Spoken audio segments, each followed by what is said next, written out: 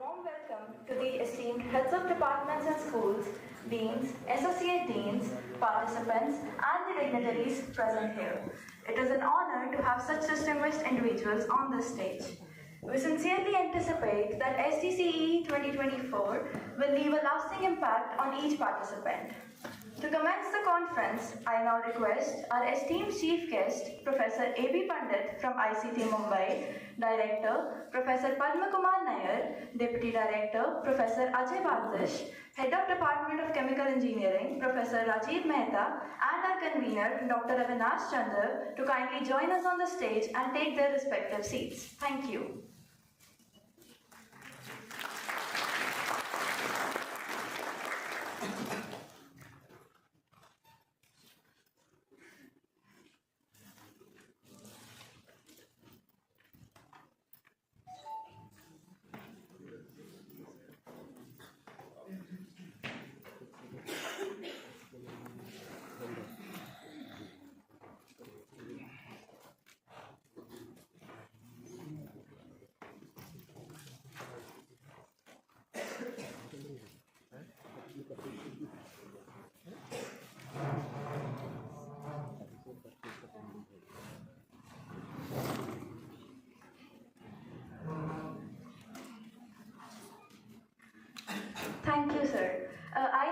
invite Sonal and Meher to present a bouquet to all the dignitaries present on the stage.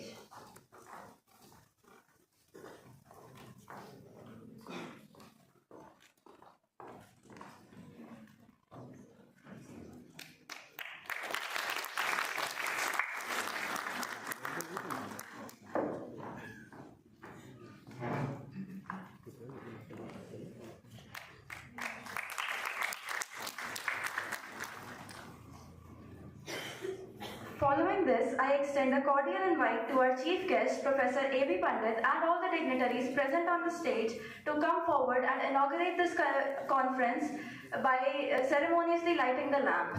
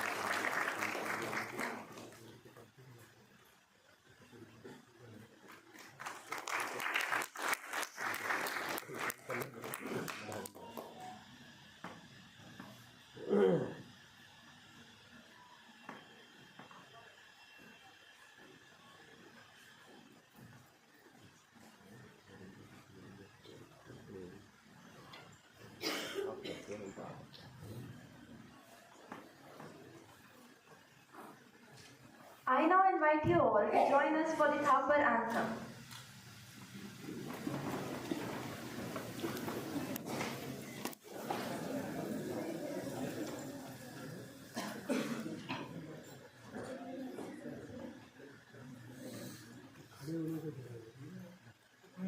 जयति जयति जय हे,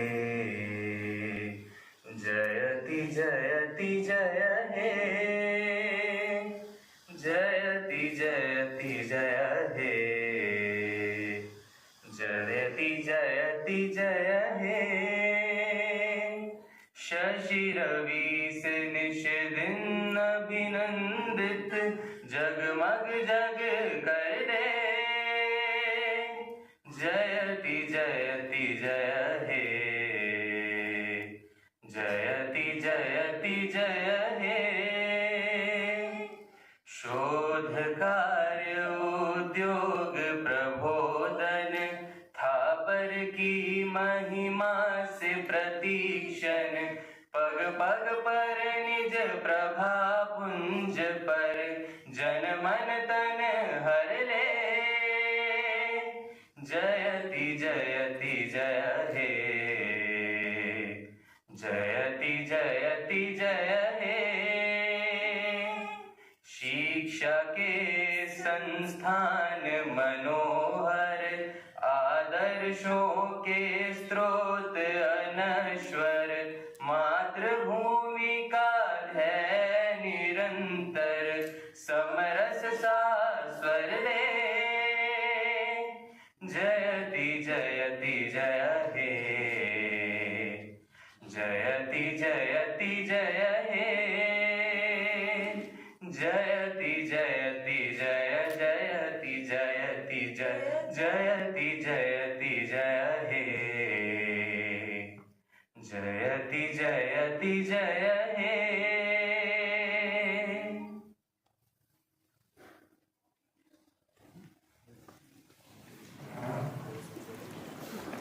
Now I invite Ms. Maneen to take over the stage. Thank you.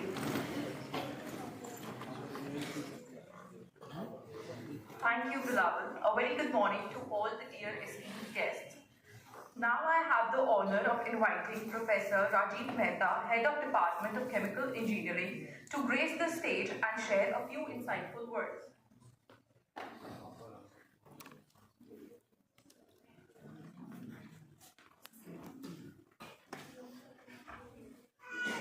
Honorable Director, Professor Thapar Nair, Deputy Director, Professor Ajay Batish, Chief Guest of the conference, Professor A.B. Pandit, is the Vice Chancellor, ICT Mumbai. Distinguished guests on and off the dais, esteemed colleagues, and fellow enthusiasts, especially the students and the young faculty and scientists in the field of chemical and environmental engineering. I am honored to stand before you today as the chairman of the conference, where minds will converge, ideas will flourish, and innovation will take center stage. In the vast landscape of chemical engineering, we find ourselves at the challenging crossroads of science, technology, and industry. Our shared expertise holds the key to overcome modern multifaceted problems, from developing cutting-edge materials to optimizing the existing processes, chemical processes. Yet, let us not forget the ethical responsibility that accompanies our knowledge, our responsibility to wield our expertise with awareness of its impact on the society and the environment at large. Environmental engineering, our bridge to a sustainable future, calls for an innovative solutions that harmonize industry with nature. Today, as we converge to discuss groundbreaking research and sustainable practices, let us renew our commitment to being stewards of the environment. Our multidisciplinary conference theme, Innovations in Chemical and Environmental Engineering, challenges us to think beyond traditional boundaries. I sincerely hope that this conference provides a vital platform for networking, idea exchange, and forging partnerships. In these next three days, we will hear interesting presentations, which I believe holds the potential of lasting impact. Lasting impact, especially on students and the budding faculty and scientists. Lastly, I extend my gratitude to all speakers, all sponsors, attendees, for their dedication to advancing chemical and environmental engineering. May our time together be marked by fruitful discussions, meaningful connections, and a shared commitment to building a sustainable and innovative future. Thank you all.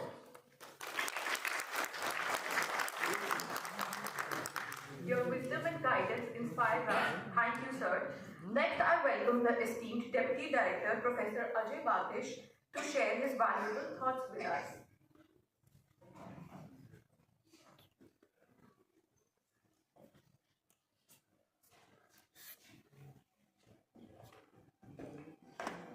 Good morning, everybody.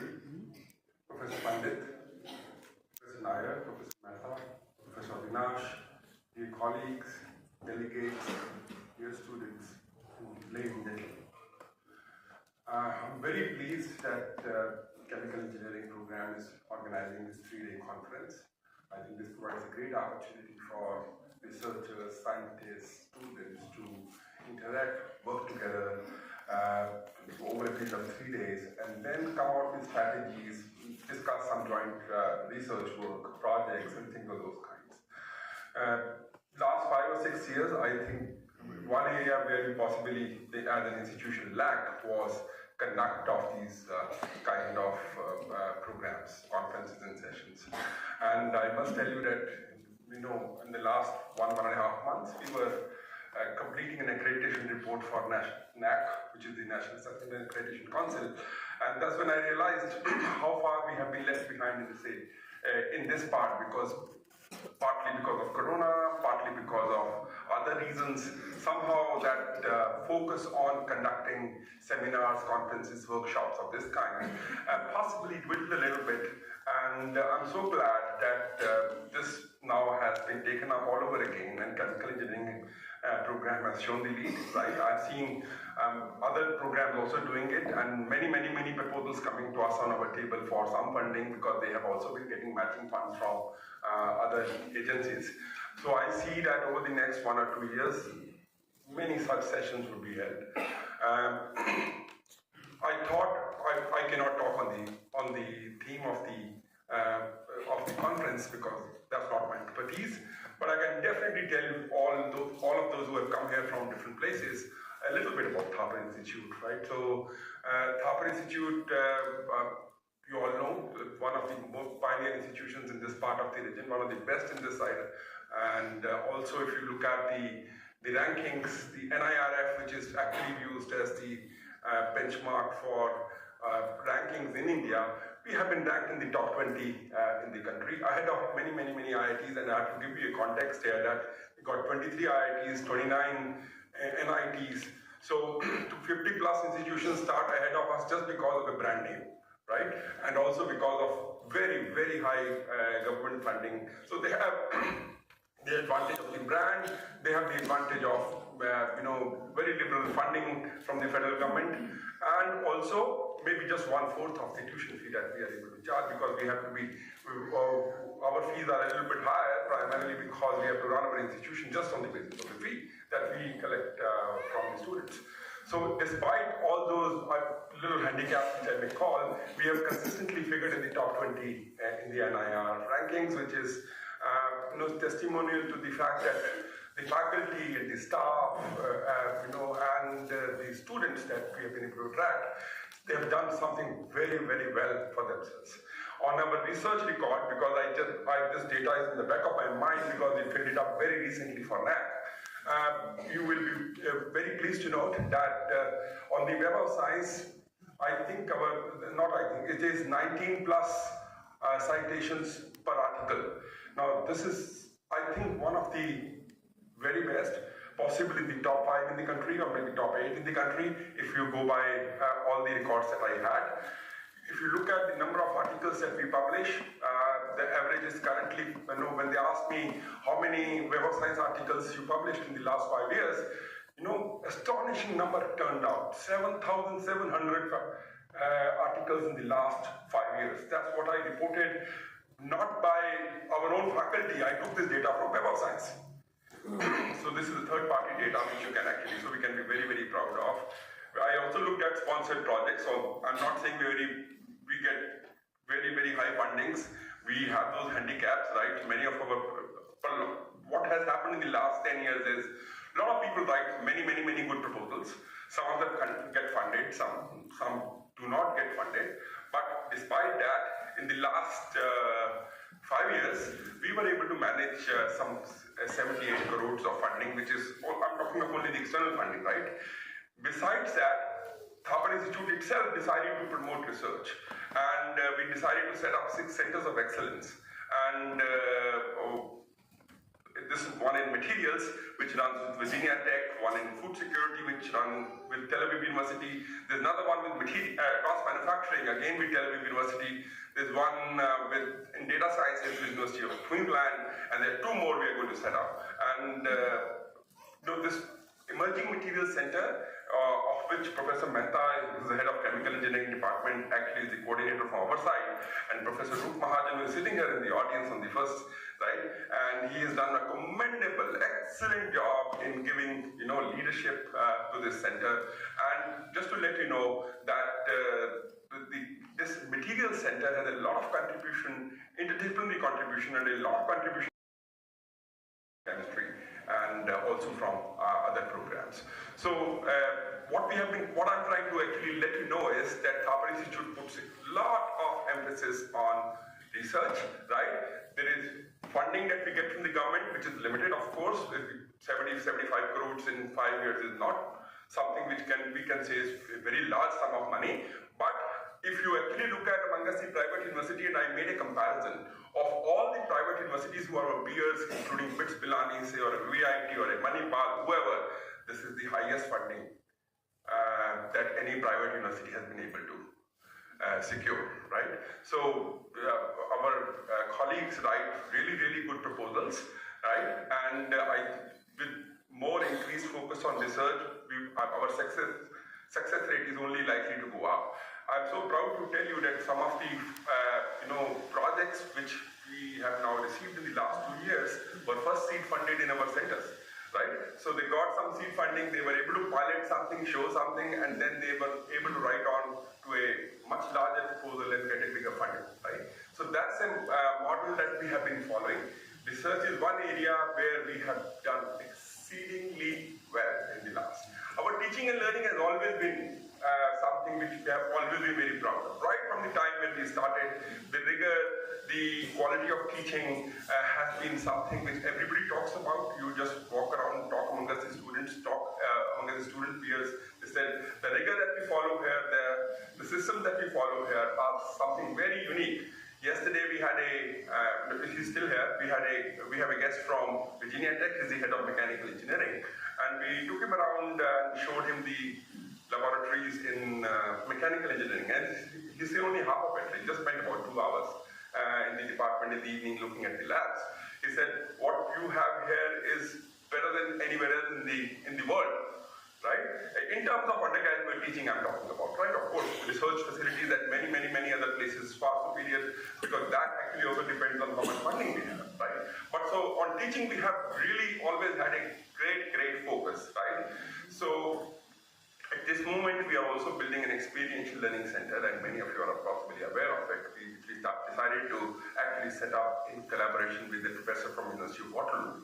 And a 4-story building is coming up right next to the workshop and is going to be functional from July onwards. But that is again going to be an interdisciplinary place where students from across the programs, researchers from across the programs can actually get together and work.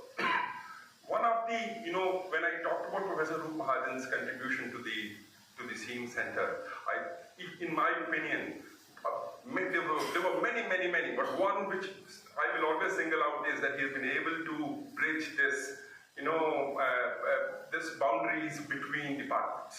So you will see many projects in which we have one faculty from chemistry, one from mechanical, one from civil. It's not just one project of that kind.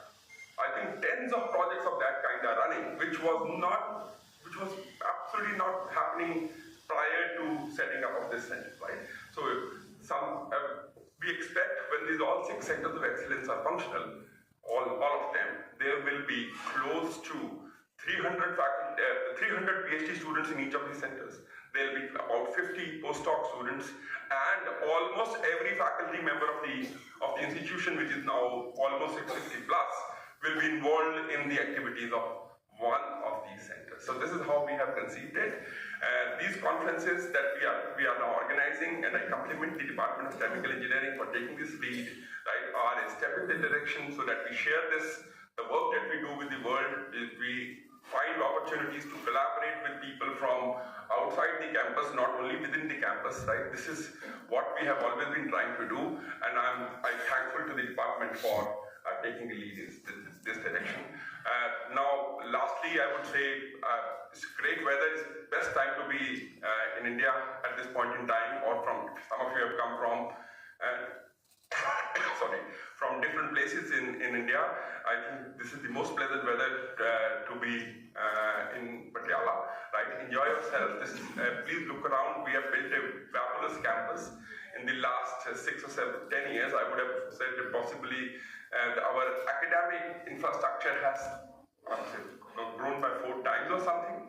We had only about 4 hostels or 5 hostels like 10 years ago. Today there are 17 hostels, 10,000 students live on campus. The situation has come to a pass that the students who live like a kilometer away from the city also want to live inside the campus. Now that's the kind of community we have built, right? Please enjoy, go look around, sports facilities. We have a beautiful central park just behind it, and if you get some time, go there in the late evening with the lights on and everything. It's one of the most amazing places to be in, right? Thank you very much for inviting me, Mehta Saab, for this session. My best wishes to the organizers for a great conference. Thank you. Dr. Sanjay Reddy with us, sir. Thank you. Finally, us invite our esteemed director, Professor Padma Kumar, as he enlightens us with his profound remarks.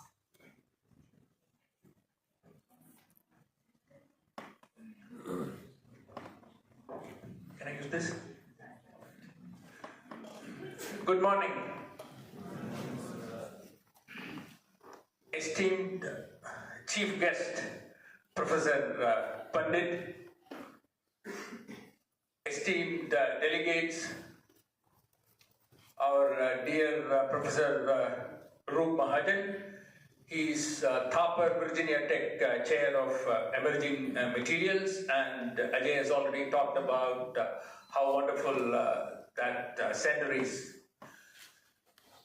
You know, every time I'm asked to say something, I find it totally ceremonial. You know, because I'm the director, I typically don't contribute anything towards organizing. All my colleagues would work very hard and do it. But today, when I was asked to say something, sustainability is very close to my heart.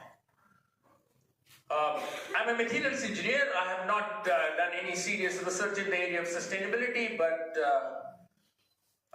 interestingly, about 20 years ago, I was teaching at the University of Texas at Dallas, and I had a joint appointment between the Department of Material Science and Engineering and the business school. So business school asked me to teach a class on sustainable business strategies, that too in Texas. You know, a lot of oil refining, oil drilling state, Texas. So I started teaching this, developed that course, curriculum, pedagogy, everything, and started teaching. That's one of the first courses in the US at a business school. We started talking about sustainability. We also developed an interesting framework on sustainability. We call 6E framework. 6 dimensions to understanding sustainability: energy, environment, essential materials, economics, ethics, and at that time we called expectancy or efficacy. These days we call education. So 6 E's: energy, environment, essential materials, economics, ethics, and expectancy. Expectancy is all about our belief that we can do something about it. Engineering and technology is very, very important. But equally important is the way we as individuals and as a society look at the need for sustainable development. I don't know how many of you have heard this term called tragedy of the commons. Have you heard of this term? Tragedy of the commons? This is very, very important. You know, when you throw waste or you kind of put all those exhausts from your manufacturing unit, from your chemical plant to release it to water, air, you think that you are the only person or only company doing it. It's okay, you know, river is flowing, little bit of the poison, it will get diluted. Air is for everyone, common, it is common to all. Little bit of polluting gases to air is okay. We don't have to spend that much money for cleaning it up. Imagine everyone is thinking about a little bit of poisonous to air, water, soil. It is okay. Finally, we will end up with situations like in many places in India and also across the world. This is the idea of tragedy of commons. And this discipline of sustainability is transdisciplinary. We can never solve problems of sustainability, challenges of sustainability, only with chemical engineering or climate science or any of that sort.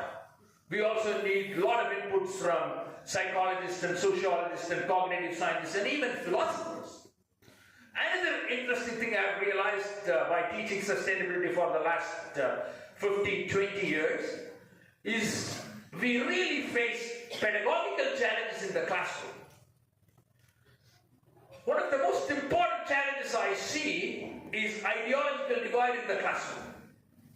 if you're a hardcore corporatist conservative, you would think that all these sustainability related talks are all liberal stories.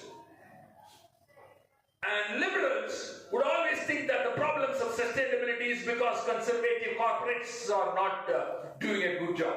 So that's the ideological divide in the classroom. It is very, very difficult to have a meaningful, open-minded discussion.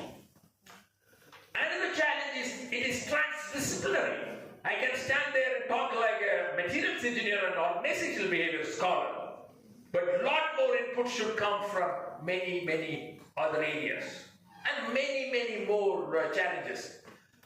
Sustainability is not just a technological challenge, it is a wicked problem. In 1973, two German scholars based in the US published an interesting paper. They were policy scholars. In 1973, Rittel and Weber published a paper called The Dilemmas in Policy Science. And they have introduced this idea of wicked problem. A wicked problem is one where various stakeholders would never come to a consensus on what the problem is. Plurality of problem definitions. And a solution becomes a solution only when the problem gets solved. Sustainability is such a problem where you will never find the solution. You can only get into this journey of finding the solution. So it is actually a solution is an opportunity for finding a better solution. That's the idea of getting into this journey of solving wicked problems. What do we use or how do we train managers when we are thinking about wicked problems? Sustainability is not the only wicked problem. Poverty is another wicked problem. General environmental pollution, another wicked problem. Taxation is another wicked problem. How do we make democracies more transparent? Another wicked problem. Wicked problems don't have just a solution.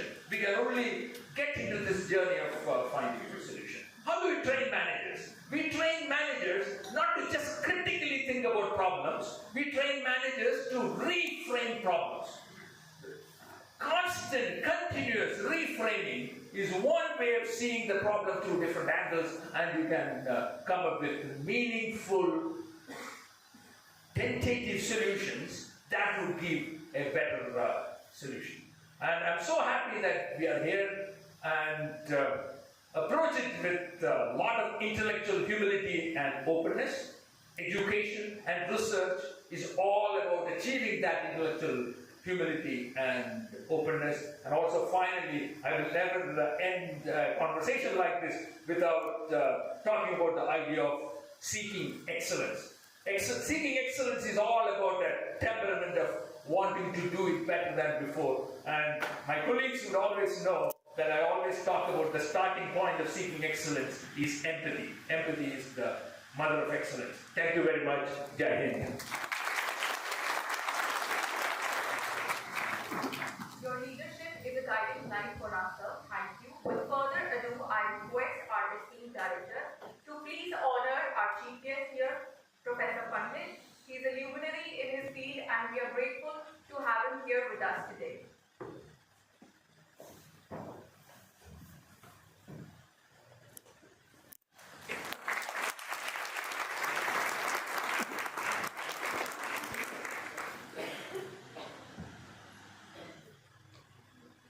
Now I request Professor Mehta to honor our esteemed director and deputy director.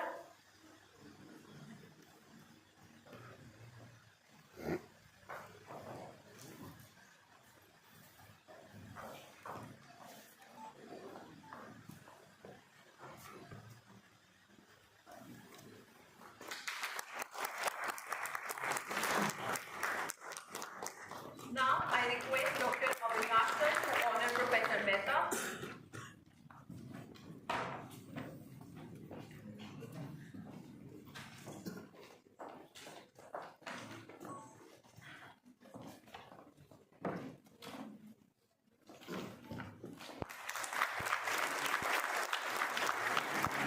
Now I request Professor Mehta to please honor Dr. Avinash.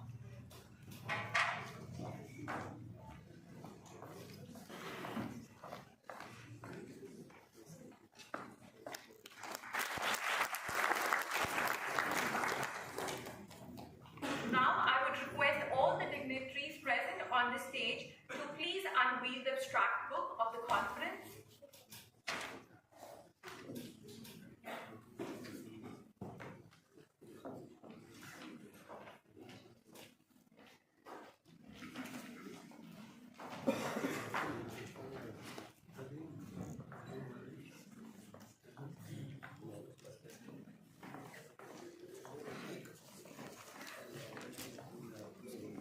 Thank you. Also, I would like to invite our chief guest to please unveil the online abstract book.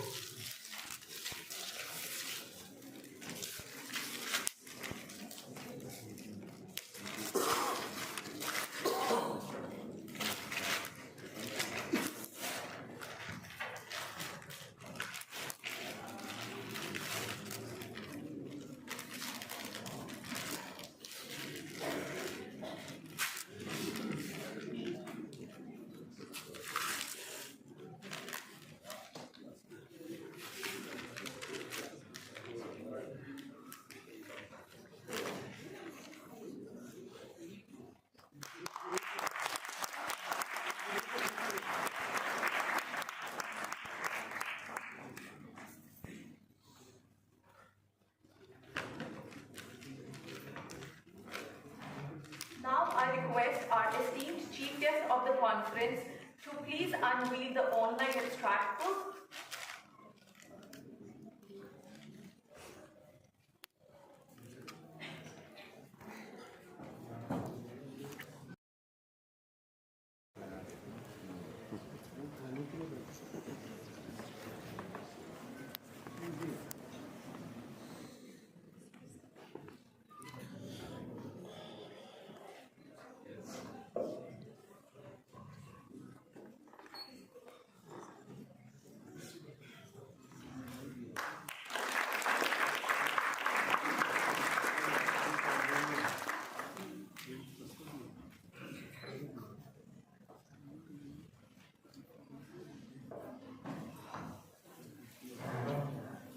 With further ado, I request Professor Chandra to please be on the stage on time.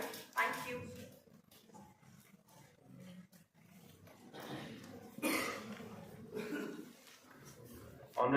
Honorable Chief Guest, Director Sir, Deputy Director Sir, and our dear colleagues and guests, ladies and gentlemen. So I am briefly introducing our chief guest. So Professor A.B. Pandit was born on 17 December 1956. He did his B.Tech in Chemical Engineering from IIT BHU in 1980, PhD from ICT Mumbai in 1984. After his PhD, he joined Cambridge University as a research associate under Professor J.F. Davidson. After that, he joined ICT Mumbai in 1990 as a scientist B. Now he is the Vice Chancellor of ICT Mumbai. His research interest is bubble breakup, multi-phase reactors, hydrodynamic cavitation, intensification of physical and chemical process. The list is very long, and this is the some of the glimpse of that. So he also headed various government organizations and government committee for the various funding agency as well as the international organization. So I invite Professor A.B. Pandit for his lecture.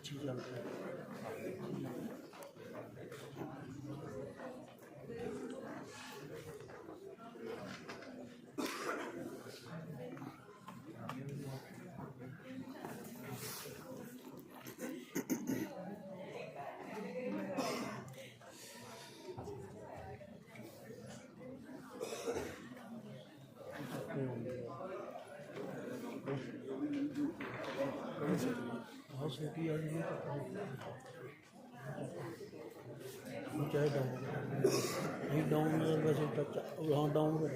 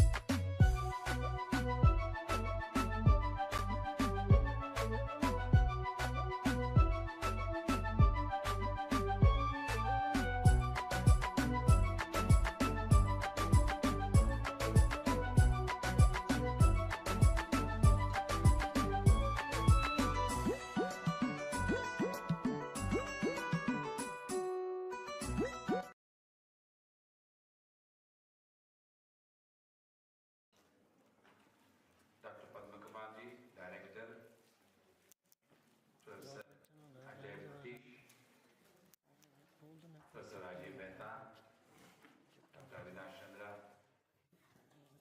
all those who have been in the audience. I can see some of my old collaborators and colleagues, my student friends. The topic which has been chosen for the conference, as correctly pointed out by the Honorable Director, couldn't have come at a more appropriate time. When we talk about issues of sustainability, the first question which we need to ask ourselves is whether the type of education which we are giving to the students as a teacher is making them think about the practice which they are going to do as their professional engineers or scientists or whatever is sustainable itself. So sustainability cannot be an afterthought. Sustainability needs to be integrated in the course itself so that every anthropological activity in which you contribute as an engineer, as a medicine practitioner, whatever, whether that particular practice is sustainable or not. So when you are designing various processes, especially from a chemical engineering point of view, you need to think in terms of whether the process itself is sustainable. Sustainability, one thing people tend to forget and don't mention it, what is the time span which we are talking about? Sustainable means what? Sustainable for 100 years, 200 years, 500 years, 1000 years? What is that period which we are talking about? And I'm going to talk about this today, keeping in mind a couple of themes which we really need to start teaching students and start practicing ourselves. So the basic question is, why this reason or the question for sustainability has come? And the main reason is, when you look at any nation, everything about the nation is judged in terms of its progress. And this progress is assessed only in terms of its increasing GDP, its increasing living standards, its increasing affluence, or whatever.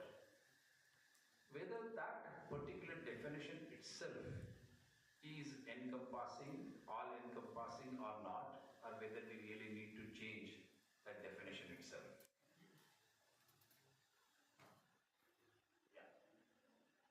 And that's why the title of this talk is Progress and Nature. So what we need to look at is human evolution and growth, scientific developments which are occurring, industrial revolution and climate change, evaluation and remediation strategies. When you say climate change, again there are two thoughts. Corporates will say there is nothing like a climate change.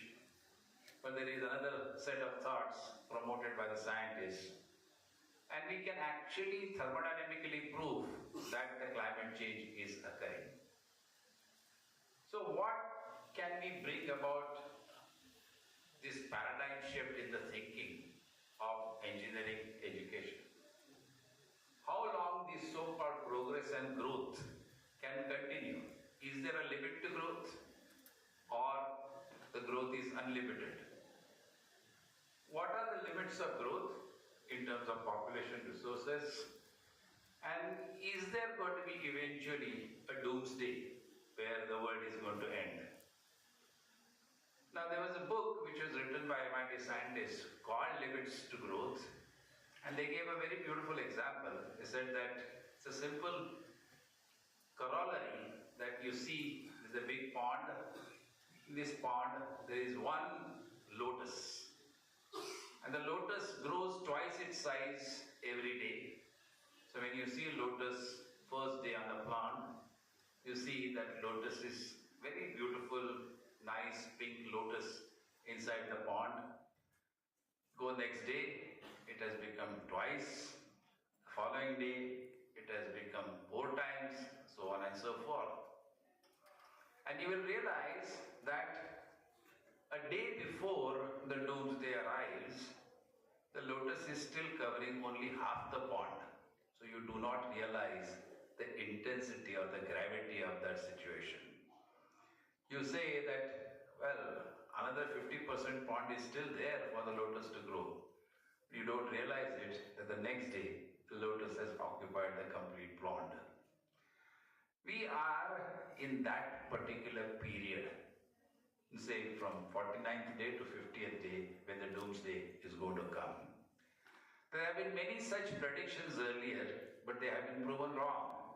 And we'll try to see why they have been proven wrong. The first hypothesis of doomsday was put by Matthias, who was a reverend, and he assumed 2 things. He said that the population is going to go exponentially, and the resources are going to go increase, the usage of resources are going to go linearly.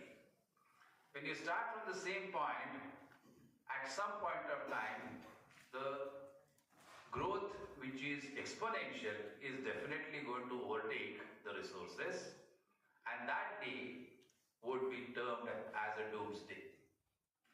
Has it happened? No, it hasn't. Why not? Mainly because the scientists and engineers have ensured that the resources are also growing in an exponential manner. Now that cannot continue forever, because our Earth is an isolated planet. It it does not have unlimited resources. You need to reuse and use those resources judiciously. If you look at nature, nature has sustained itself for so long. Why it has sustained itself so long? It is using the only input which is coming to it in the form of a solar energy. Nothing else is there. Everything else is there within the system. There is no exchange which is taking place from the outer space.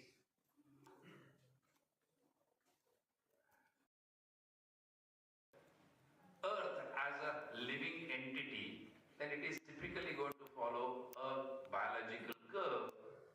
You have a lag phase, then you have an exponential growth phase, then you have a stationary phase and a decay phase.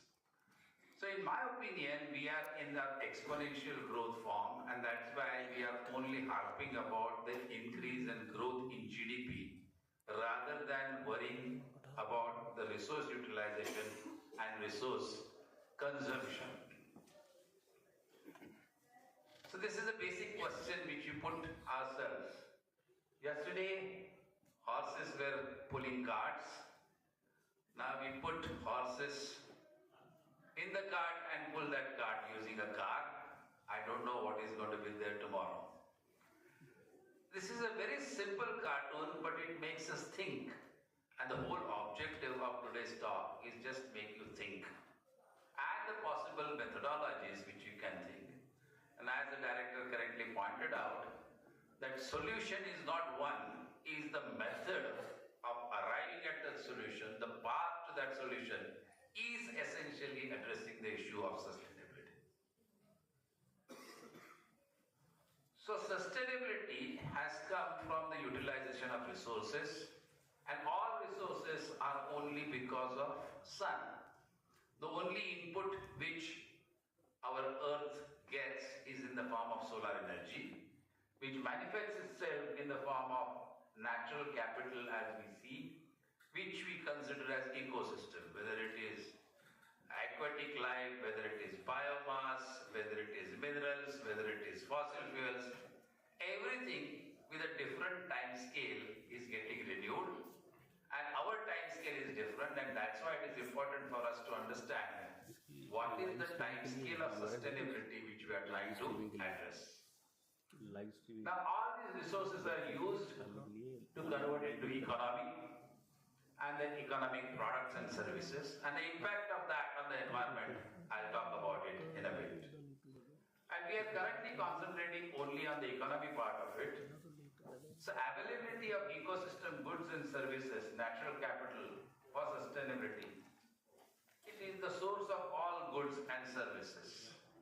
But what is the current status of all these resources or goods or sources which you are going to use?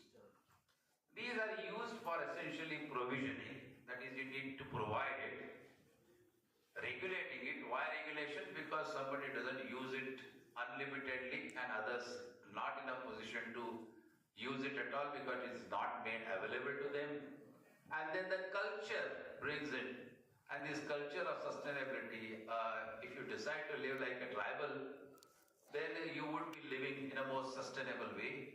But no, we are not. We are going to be living in the cities or towns, and definitely the lifestyle is going to be different. But in spite of that, can we adopt certain lifestyle which will allow us to live sustainably? It ensures security, personal safety, basic materials and goods which are required for good life, health, good social relations, and we always should have a freedom of choice. In the case of democracy, you can't be dictating everything. You have a choice, a personal choice, which is most important. What is the status of our natural capital, that is natural resources? There was about 1,360 experts which has prepared a survey of the status of natural capital, and if anybody is interested, they can have a look at that website and get more details. This is the status of our sacred rivers. This is the extent of depletion in the groundwater occurring. This is the extent of soil erosion which is occurring. And if you look at the anthropological impacts on the ecological limits, the red zone indicates that we have already exceeded the limit and there is point of no return. The extent of loss of biodiversity cannot ever be replaced. The blue part is the earth, the green part is reasonably okay, the red part is the warning sign which is indicating to us. And as we keep on using more and more resources, expanding our utilization of resources, we are covering that particular part. And you see climate change, chemical pollution, ocean acidification, all these issues, nitrogen cycle, excessive usage of nitrogenous fertilizers, not supplemented, complemented by potassium and phosphorus, has reduced the soil productivity, soil fertility.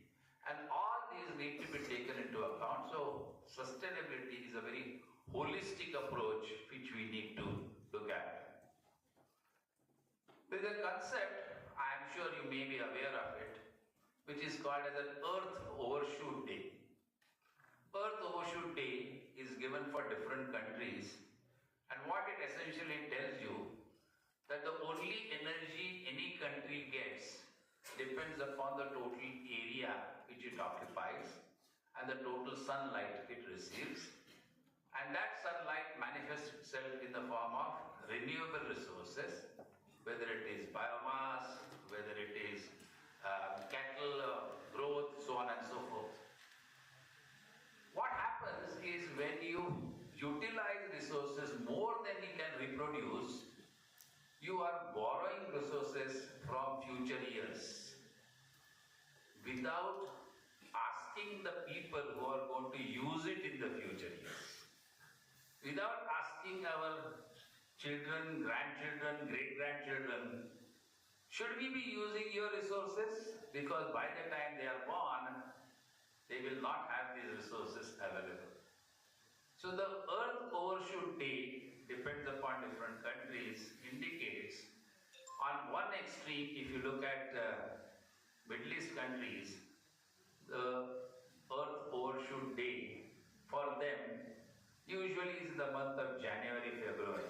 Meaning what? Whatever incident energy, renewable energy which they have received in a year, they would have used that particular energy in the first month or first 2 months itself.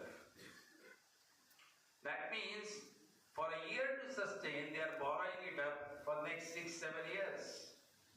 Similarly, if you consider India, before the COVID breakdown or a COVID stoppage, India had Overshoot Day in the month of August. That means we were using up about, it was month of July. So we were using up about year's resources in 7 months' time.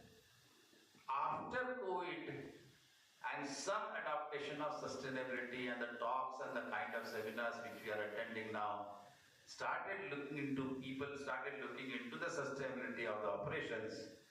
It has increased by about 15 days, and the month of August it has reached in about 2-3 years' time. So if you look at net zero by 2070, it is indeed possible for us to achieve that. You look at how many more months which we need to cover. Let's say from August, another 4 months to cover. Each month or each half a month is taking about 2 years. So 8 months, 16 to 20 years are going to be required before we can ever think in terms of carbon neutrality. And 2047 is when India completes its 100th day of independence, and that is the right time for us to really make ourselves proud by showing that India and Indians are living life in a sustainable manner. So basically, the ecological footprint needs to be established or needs to be evaluated for each of your anthropological operations. The ecological footprint comes for consumption, second for priorities or utilization of the same, and put together it evaluates. It's like chemical energy balance. So they need to look into input and output and accumulation. So you really need to look at everything which is going into the system, everything which is coming out, and what effectively is being retained in the system. So if you just compare, I'm sure you will find it in the net also, that how many Earths we will need if the world population lives like US. 5 Earths will be required. Russia 3.4 Earths, Germany 2.9 Earths, UK 2.6, China 2.3, Brazil 1.8, and India 0.7. Which tells me that Indians are at least, even though we call ourselves developing countries, that developed countries and developing countries, the difference is developing countries are still at least doing something in terms of their practices, daily practices, which are more sustainable than the developed countries in terms of their anthropological activities, how they practice. So let us come back to this question of how sustainable the sustainability, what is the period. Now you ask this particular question to different people and you're likely to get a different answer. You ask this to a beggar on the street, what is your concept of sustainability? Then you'll get an answer, Saab, aaj ka khana mil gaya, kal ka khana mil gaya, I have sustained myself. So for him or her, the period of sustainability is 2 days. You ask the same question to a CEO of a corporate entity, and the corporate entity shows that next quarter I have to show positive in my bottom line. So my period of sustainability is 3 months, because if I don't show the positive increase in my bottom line, I will not sustain myself after first quarter. You ask the same question to a politician, they will say, 5 साल अगले election तक मेरे को sustain करना है, then I would be in a position to continue the way I have been doing. So the concept of definition in terms of time is important for us to define. And for that we need to go back and look at the history. The history tells us that not civilization, but no kingdom has lasted for more than 150 to 200 years.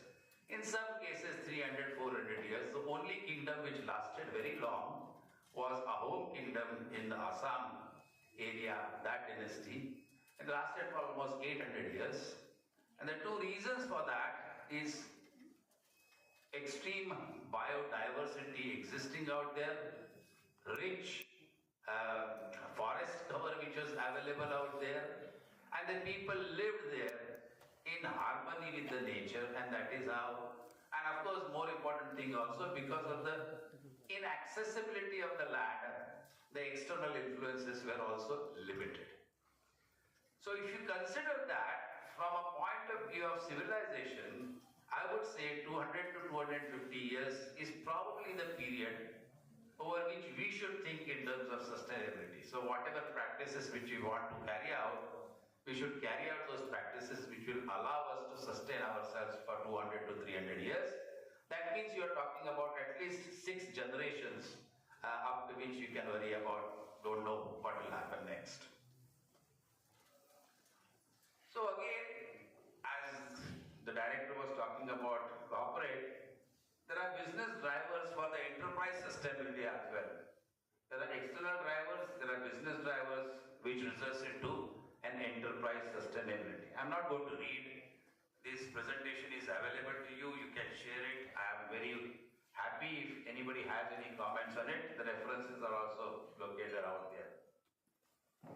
So enterprise sustainability requires first regulatory compliances, then pollution prevention, the product stewardship, that means the brand equity which we talk about, and that results into sustainability.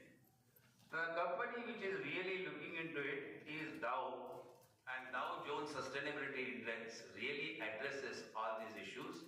And in fact, The industrial sustainability of any industry is assessed using a Dow Jones Sustainability Index. So you have essentially market growth, because that's what you are aiming for as a corporate. That can only result into innovation in product, technology and design. Then you have resource productivity, increased innovation results into improved usage of the resources, that means more efficient usage of the resources, which gives you a reputation that this particular company is operating in a greener manner, and that gives you a stewardship for the company as well as the product which they are marketing, which results into market growth, which allows you to have a sustainable shareholder value. There are approaches different in terms of how you look at it. You require energy efficiencies and eco-efficiencies. Of course, everything needs to be more efficient. Efficient in terms of what? We'll come back to that in a minute. You can do that using life cycle analysis. I'm sure people must have heard of this particular concept, cradle to grave approach. You start with the resources which you utilize to make a product, and what happens at the end of the product life, and how that particular product is destroyed, whether it is assimilated back as a resource or it just gets dumped. There is a byproduct synergy, and there are terminologies which are used as circular economy, biomimicry, so on and so forth. And techno-ecological network is one particular approach. It is a systems approach which people are promoting these days. Now the important thing here is when you look at biomimicry, because nature has sustained itself so long, there are many things which we can learn from nature. Meaning, if we can adopt some of the ways nature practices chemical, physical, biological transformations, we can adopt those as engineers, and then we would have developed a process which is more sustainable. Because nature doesn't waste anything. It uses minimum amount of energy, it uses minimum amount of resources, the most available abundant resources. At the same time, the product which is coming out is either highly selective, or the byproduct also has a certain usage in that, and it just finally degrades. If you look at typical ecological cycle, you'll understand what do I mean. The one concept which is more important here to put forward is the concept of exergy analysis. I'm sure you must have heard the term energy. Now, exergy is a usable part of that particular energy. Now, if you look at simple analysis, let's say you are using a thermal power plant, you are burning fuel, right, generating heat, producing steam, run the turbines connected to alternators, or turbines connected to electric generators, and the electricity gets produced. But if you do the analysis of all this, this needs to be looked at, the concept of exergy, the usable part of energy. Because for you to be able to use energy, there has to have a gradient. There has to have a driving force. If there is no gradient or no driving force, you can't use that energy. I'll give you a simple example. You have a hot water at 45 degrees centigrade, a large quantity, some 10 lakh kilocalories in terms of energy content. And if the same 10 lakh kilocalories are available to you in the form of a high pressure steam, which do you think will be more useful in terms of getting the work extracted out of it? Steam. So high pressure steam is a better quality energy as compared to just hot water. So this concept of exergy, which has exactly the same units as that of energy, but addresses the issue of quality of the energy, needs to be now looked into. So the limiting quantity for us on this earth is not energy, but the exergy. When the exergy destruction occurs, it is irreversible. And and I'll come back to this in a minute again. Now, exergy is available in different forms. There is a physical exergy, there is thermal exergy, there is chemical exergy. When you burn something, you are using chemical exergy. Physical exergy, steam, condensing it and recovering the energy from it. That's the physical form of exergy. Pressure is a physical form of exergy. So physical, chemical are the exergy forms which you can estimate. So exergy analysis tells us that this is the energy in coal. Power 37% is what we actually get. 56% is rejected heat. There are stacked gases and losses.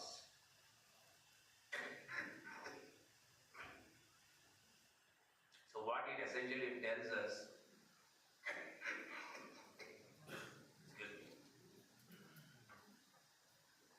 exergy allows us to identify,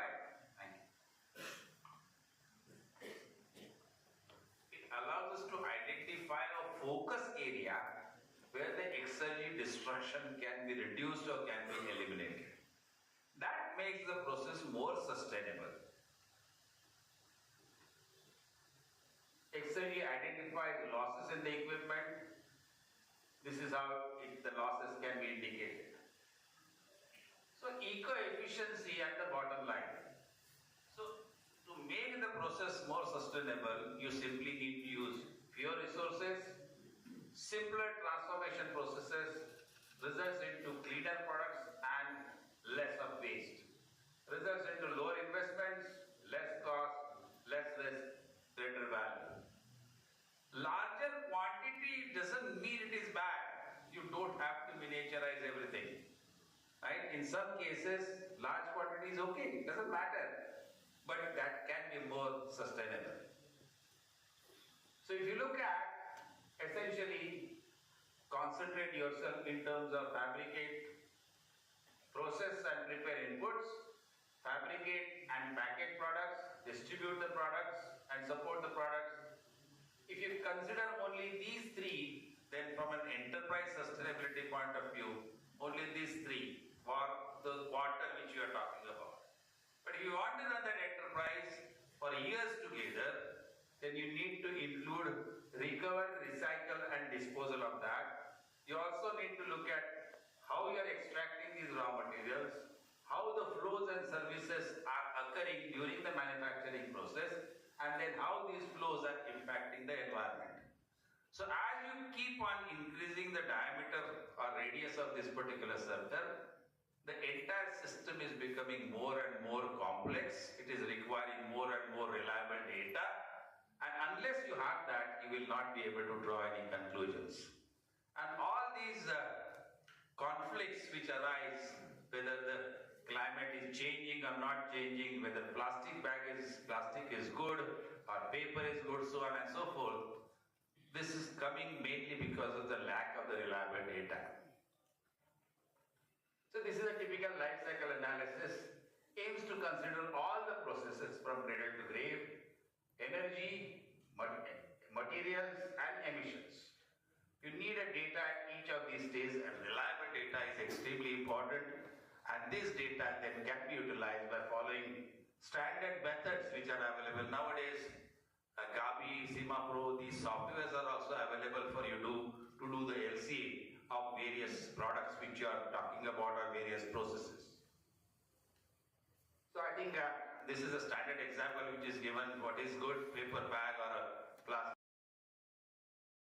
Similarly, you can do upon ethanol versus gasoline, a permanent perpetual question which is being asked, food or fuel. Now depending upon the priorities which the country has, the country will keep on doing and following this. So gasoline is more vulnerable to crude oil depletion, corn ethanol to land use and availability of fertile soil. What it clearly indicates that as long as you are using resources which are natural and these resources are not getting renewed at the rate at which you are using those particular resources, you are questioning the sustainability. If you use resources at the rate at which they are getting renewed, you have lived life sustainably. So resource aggregation, need to aggregate resources to develop matrices and indicators. Mass ignores fuel value. Large mass need not be bad, as I said. Right? You have large biomass, right? But its fuel value is much less. It's not so bad as long as you learn how to harness it locally, more efficiently, so on and so forth. Exergy captures the useful energy in materials as well as energy sources without role of ecosystems and with ecosystems. So basically, if you consider only an industrial operation without taking into account the ecological impact of the industrial operation, you are getting ICEC, it is industrial cumulative exergy consumption. But if you integrate the ecosystem as well in it, you get a complete picture which also not only assesses the sustainability of your industrial process, but what ecological impact your industrial processes has.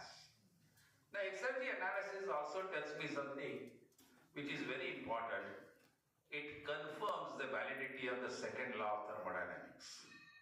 When you look at, as per second law of thermodynamics, the chaos or the disorder has to continuously increase. Disorder cannot decrease. And when we are making a product, what are we doing?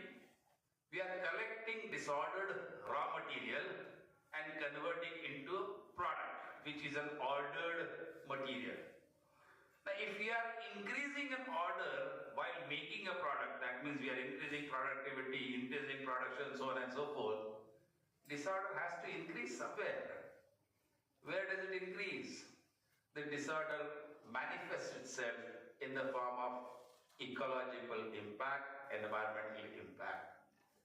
What you see today, floods, flash floods, rain pattern changing, climate changing, is only because of the increased disorder in the natural systems. Earlier days, we rarely used to have typhoons and cyclones, but nowadays, every year, you have few cyclones coming out, few floods coming out, few droughts coming out. It has become a common practice, and you cannot beat second law of thermodynamics. So you've got to keep in mind, the more productivity which you aim for, more disorder is definitely going to have in the surrounding systems. This was only just indicator what are the contributions which are correct. So characteristics of ecosystems, individual processes are not very efficient. However, every available gradient is exploited to do the work, causing overall systems to be highly efficient, self-reinforcing, resilient networks, all this with the mainly solar energy. Very much in contrast with the industrial systems. Emulating ecological systems may lead to sustainability. Avinash, how much time do I have? Another 2-3 minutes? Huh? No.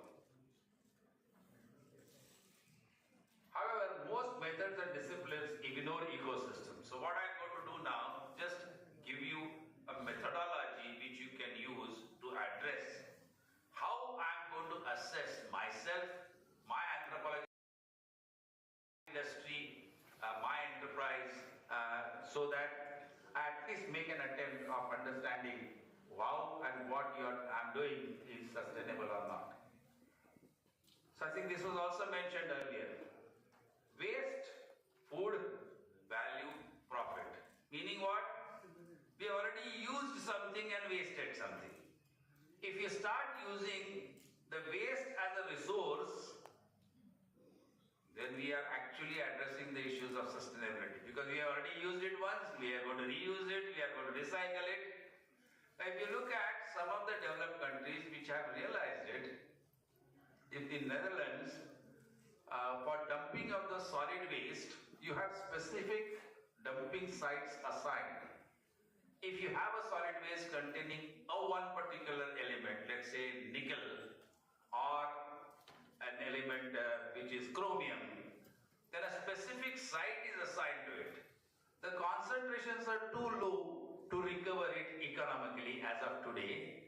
But eventually, as the prices of these commodities will increase, at some point of time it will become economically viable even with those concentrations. So, in future, all these dumping sites will act as future mines for these particular metals. So, if you plan it in advance, 150 years, 200 years, and that is the sustainability period which I am talking about. Right? So, this is ultimately a third aspect. So, we know enthalpy or energy, we know exergy, and the third part we need to now understand is emergy. Emergy is what is the equivalent of sun energy to get a particular product out. Earlier we used to talk about usage of energy in the form of barrels of oil equivalent. Now oil has come also from sun, so it is possible for us to convert everything to the actual incident energy from the sun, because that is the inexhaustible in terms of our lifetime available source of energy. So I don't want to go into the details of it, but these methods are available. So this tells you a typical flow diagram and a methodology to calculate the ecological footprint. Anybody is interested in more details, I'll be more than happy to discuss, provided time is available. The ultimate source, considering the fact that the ultimate source of energy is solar radiations, its different forms in the form of solar energy equivalent joules. All energy in terms of joules, but everything needs to be expressed in terms of solar energy equivalent. And if you do this particular exercise, again there are methods which are available to do this. I'll show you a table. 1 joule per year of sunlight, to convert it into wind and kinetic energy, you require 1.5 into 10 to the power 3 joules of energy input. That means only 1 in 1000 of that particular energy can be utilized if you are going to use wind or kinetic energy. If you are going to use rain, geopotential, 10 to the power 4. If you are going to use rain and chemicals, 1.82 into 10 to the power 4. Water taken from local river, 3.72 into 10 to the power 4. What it really means is, out of the total energy input which is going to the, which is falling on the Earth's surface through sun radiations, almost 4 or 5 orders of magnitude less of energy is actually available in the form of a future resource. And you got to think in terms of that. Right? Whenever you're using energy, you have to think in terms of solar energy incident equivalent. So emergy flow diagram is renewable resources, ecology, non-renewable resources, process which you are using, which requires purchased input, services and raw materials and resulting into a product. This is essentially, you need to assign certain energy values for each of these operations, and that will give you a detailed solar energy equivalent. And just to emphasize on this particular fact is say that I am using the same amount of calories, but in one case I am eating only 2 Cadbury's every day or 1 Cadbury every day, and second person says, no, I am eating exactly the same calories, but I am eating 2 bananas every day. It cannot be replaceable. So the quality of energy has to be taken into account before you start operating anything. Just to give you a simple example, we use electric geysers. Electric geysers, electrically extremely efficient, right? With energy efficiencies in the range of about 97-98%, because whatever input, everything appears in the form of hot water. But in terms of exergy, it is less than 5% efficient, because using electricity, which itself has got 37% efficiency, then transmission losses, then heating up, all this if you put together, you could have easily used solar energy and got hot water, then you would have done it much more sustainably. This realization of the fact is most important for all us engineers before we can address the issue of sustainability. So this is just pictorially showing you 10 to the power 6 joules of input energy, approximately 10 joules of energy is actually available. That means 5 orders of magnitude less. That is what I said earlier. So this is a product life cycle analysis. Those who want to address the issue of only return on investment and renewability are different. They are contradictory to each other, and this graph essentially shows you that. This figure shows you that. Gasoline and diesel extremely high in terms of returns on investment, but zero renewability. You look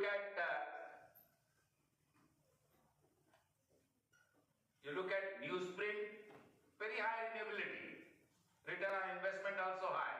Municipal solid waste, biodiesel, corn stover, yellow poplar, corn ethanol, switchgrass, all these low returns, high renewability. You need to look into both these when you start using the resources which you are going to use.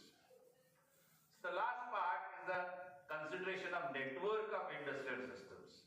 That means multiple industries can come together, combine, and see that its ecological impact is less. Because the less power plant produces SO2, convert into limestone, can cement, again which produces water and CO2. Cement can be utilized for making concrete plant. Then the ash from the power plant can also be used. So this is limited only to industrial practices. However, if you want to bring in ecological systems, you can use that water for construction of wetland or cultivate a forest, or you can have algal population using growth in algal population using CO2, and essentially you can keep on reducing the environmental impact, not only focusing on the industrial circularity, but circularity including the environmental or ecological happenings which are happening in the environment. But the system becomes much more complex, as you can see from here. The kind of data which is required, system has too many variables, and to optimize all this is not one lifetime job. You require multiple lifetime, multiple scientists to concentrate their efforts on. So this is what are the challenges in network of industrial ecosystems design. Importance of social economic factors. What about carbon taxes? Can we do that? Challenges for achieving sustainability, and can technology lead to sustainability? These are the references. To be honest with you, technology is the only possibility which will guide us towards sustainability action. The processes which the director was talking about, not the solution, but the methodology to achieve that sustainability. Would just like to thank you all for your patient hearing, and if you have any questions, I will be more than happy to answer. Thank you.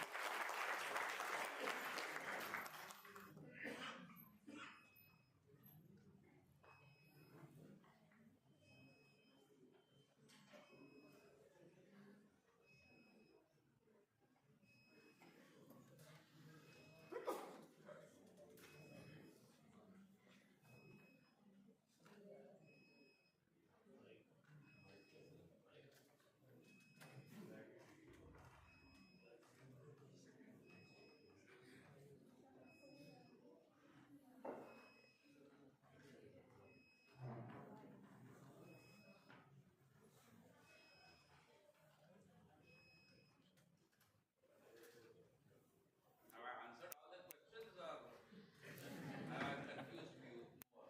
I have a question. Sure. Yeah, please go ahead. We can hear you. Yeah. Sir, it is very nice to see you over here. I'm a professor in chemical engineering at VIT, Vellore. Professor Yadav, sometime before came to our campus also, and I'm looking for some opportunity to see you over our campus. I saw entire presentation starting from LCA to emergency analysis, X-ray analysis. and all those things. Just I have a simple query because you have vast experience.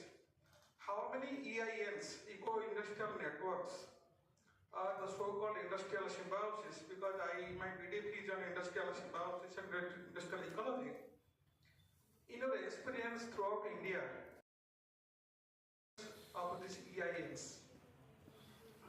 Not many, right? However, these industrial zones which has been identified and the kind of industrial zones which have been working, the Jurong Island in Singapore, where different industries are independent, but let's say industry uses steam, every industry doesn't produce its own steam. It is one big steam generating industry which will provide steam to everybody. Because as the scale increases, it becomes more and more efficient. Similarly, if you require, let's say, electricity, then there would be one particular plant which will supply electricity to all. But this is still limited to industry. And that is why it is isolated from the main area.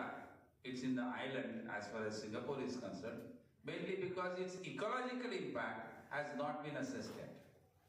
Government of India is promoting these type of systems. So if you have, let's say, a naphtha cracker which is producing a range of petrochemicals, a range of starting blocks which are required for petrochemical manufacturing, then next to naphtha cracker you will have all these units which will essentially make petrochemicals.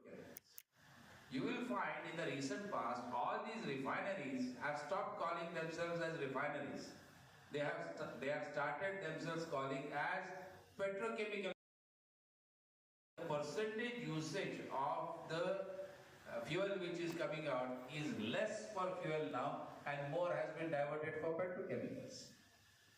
So there is a possibility, but we still have a long way to go as far as this is concerned. But somebody should start thinking in terms of long-term goals, and then while giving permissions, planning industrial development corporations, zones need to be identified, the resources which are going to be required, the services which are going to be required, if they are centralized, it's important. There is also which we call it as Jevons paradox. Jevons paradox is in early 70s or mid 70s when the crude oil prices suddenly shot up. Government of USA started an exercise to make more and more efficient internal combustion engines.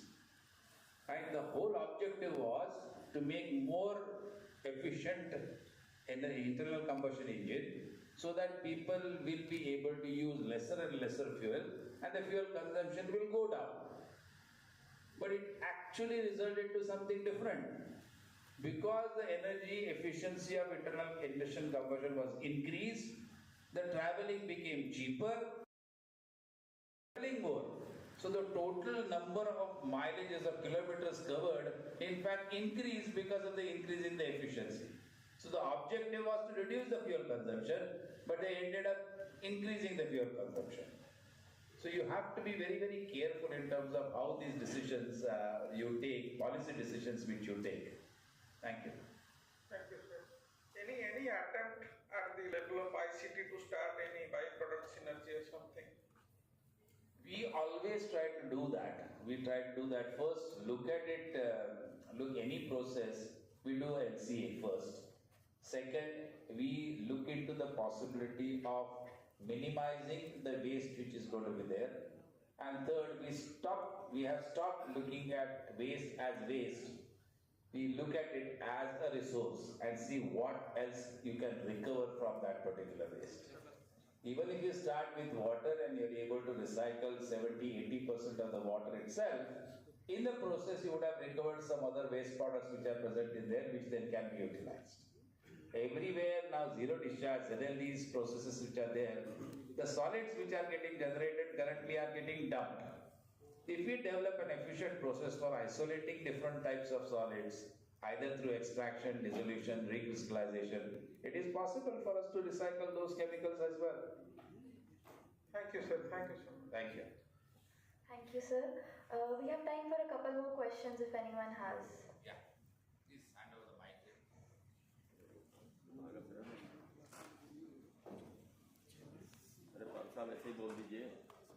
Yes, sir. I have two queries. I am professor here, chemistry department. I just want to know that as you are a head of the institute, so how the different head of the institute, they are taking care about the sustainability in their limitation in the institute. Let me give you answer in two intervals. About 4 years ago, Wipro supported a study to find out how the sustainability can be integrated into the undergraduate engineering syllabi. And since we were chemical engineering, we did a survey of quite a few of these departments. We called them, we had 3-4 meetings and came up with an ideal syllabus in terms of modifications of the undergraduate courses which will start addressing the issues of sustainability. This is from the teaching point of view. And then individual faculty started incorporating those in their teaching. So every time you suggest a particular process, let's say available in chemical engineering, that this is the transformation, standard transformation available from any book. Now you start questioning, is this the correct method of transformation, or can I have a better method of this transformation which will have a sustainable solution? Second thing which we did was we ourselves did a complete survey of each of our labs, 17 labs. We did a complete energy analysis of the lab, water analysis of the lab. We evaluated the rainwater harvesting potential for that. That rainwater we are currently putting in a reverse borewell, recharging our borewells, which have started giving saline water because of the vicinity of the sea, because of over or excess usage of that. So all these practices you need to do it yourself. Start recovering chemicals, start recovering water, start using these particular chemicals. Because unless we don't practice what we preach, we don't have a right to preach those. We don't have a right to teach those. Yeah. And is there any, like this sustainability concept, I think it should be introduced from the beginning of the course, means from the kindergarten to school children, because they are demandable nowadays. So many sophisticated kits, books, and so many things are coming during that process. You are as old as me. Yes. When you were studying in school, did you have a subject called EVS? No. But then the subject of environmental studies was introduced. Why? People stopped staying with the environment. Children stopped going to the environment. In our days, we used to study, the rest of the time we used to just roam around wherever possible. And you, me, I'm sure, must have roamed around our villages, our native places, and really have been with nature. Yeah. But now the younger lot needs to be taught what is nature. Similarly, this will get introduced at a higher stage because the EVS did not start from the school. It started at a master's or a postgraduate level first. Then EVS became an undergraduate core subject. EVS as a subject in school. So the sustainability will also follow the same path as far as EVS is concerned. Okay, sir. Thank you.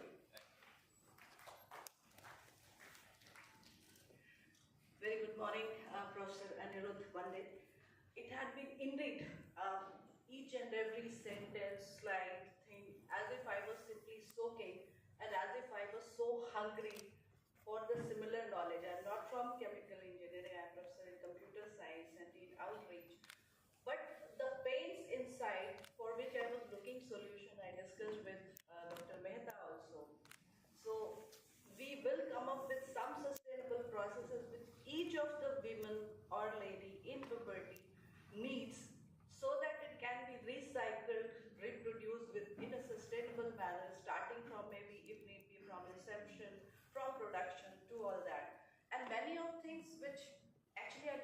often new.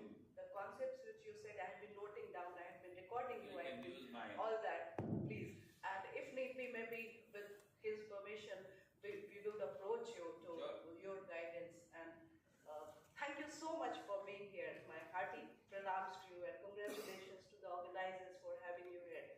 You make not only this day special, purposeful for me, but maybe my whole life. Thank you so much. That's very kind of you to say that. Now, since we are from computer science, there are two parts of it. The software part and the hardware part. Right, software part doesn't really require a lot of resources except this, which you have in plenty. You don't even use 1% of your available brain power, so you have plenty of exploration possible there. However, the hardware is concerned, all the precious metals which are going to be used, the way they are practiced, the quality of water which is required, there is a huge opportunity available for computer hardware industry to get into the issue of sustainability. And there are multiple opportunities which are available. One of the industries, which is Tata Electronics Limited, have started addressing this particular issue very, very seriously. And I'm sure this will spread, and computer hardware industry will also start looking into sustainability in a very serious manner. Thank you. Thank you so much.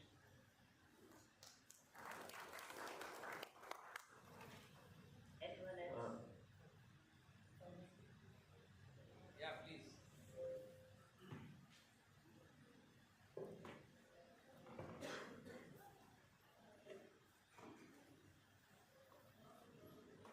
Thank you, sir, for this wonderful talk. I am a research from IIT Roorkee. So my question is, when you once in the site you talk that there will be constant entropy kind of thing in the environment, right? So if we want to attain sustainability, or if we are going in a sustainable process, there might be some component which itself might be unsustainable. There might be a case, or there are many cases. So in that case, if there is a sub component which is itself is not sustainable, then how can we say that the entire process is sustainable or sustainability has been achieved? Please try to understand that that is the reason why I said first, you need to define the period of sustainability. Right? Whenever you are doing something, you are interfering with the natural activities, no process is sustainable. Every process is unsustainable. The moment you start using any anthropological activity, any engineering practice, anything which is other than what the nature is practicing, that process is not sustainable. It is sustainable for a specified period. And that's why I said that you need to define a period of at least 200 to 500 years, 200 to 300 years, because by that time, the entire paradigm shift will occur. Imagine every material will be recycled. Everything will be generated all energy will be generated based on solar energy. No other fossil energy will be utilized. Now, when you start doing that, you are recycling the old materials again and again, relying only on one input, and that is solar energy. Now, for that technology to happen, it is going to take 200 to 300 years. Right? Maybe earlier. If we do it earlier, we need to at least sustain till that period. 250 years ago, we did not have these unpredicted natural disasters which are happening so frequently today. Right? But at that time, what production was there? Hardly any production. But today, you only assess your progress in terms of growth rate in GDP, 5%, 6%, 7%, and you are only happy about that. And you don't give it consideration or don't give a damn what happens to the environment.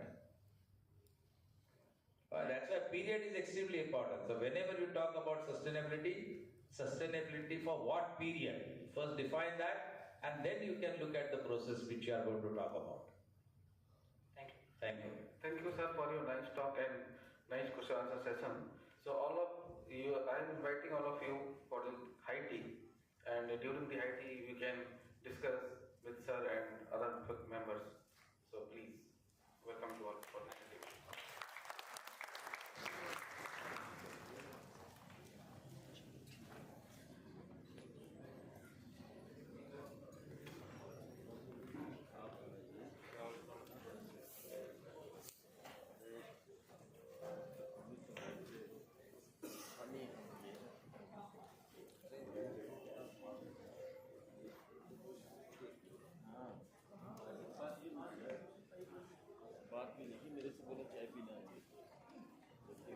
Continuous यहाँ पे रखते हैं जैसे कश्मीर से आ जाओ आपको चाहिए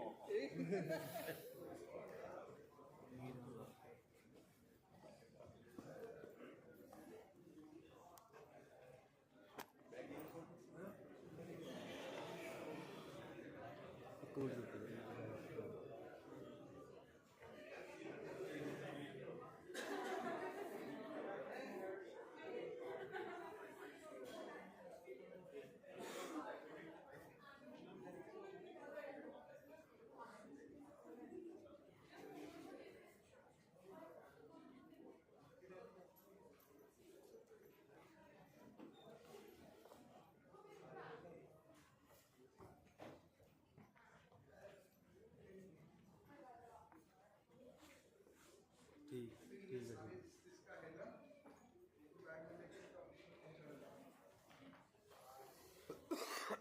इधर के बिरेरी बाहर ने बाहर नहीं बाहर ही चल रहे की कर रहे हैं कहते बाहर ही आ जाओ चाह बन जी नंबर वो ठीक स्विच ऑन छड़ दे ये मेन सुट्टे से मेन सुट्टे से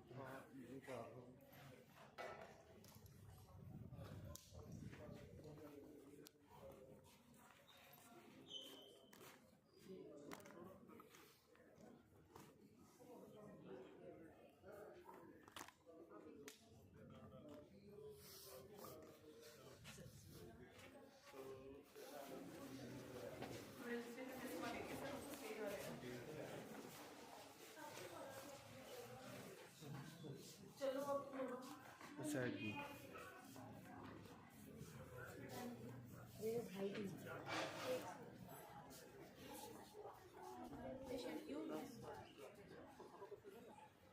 चेक कर ले कुछ हाँ बोलो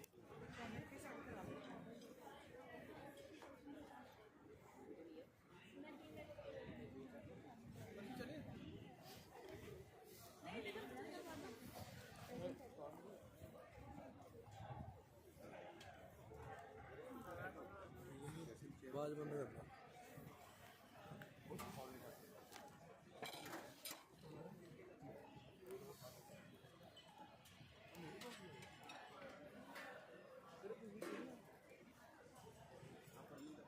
आंदे अबे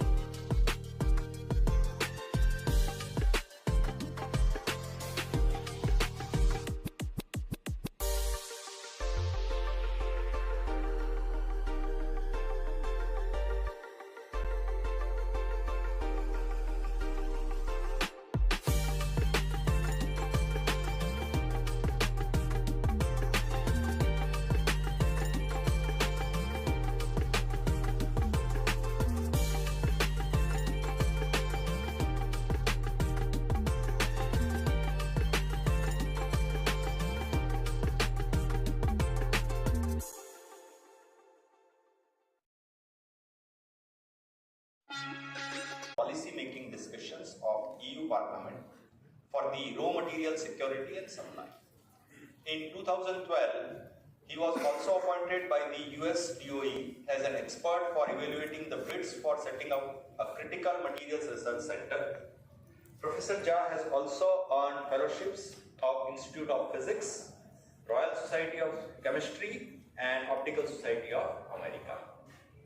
Professor Jha, in his today's keynote address, will going to speak on semiconductor doped quantum dot glass structures for solar photocatalysis and photothermal applications. I request Professor Jha to kindly deliver his keynote address. Thank you.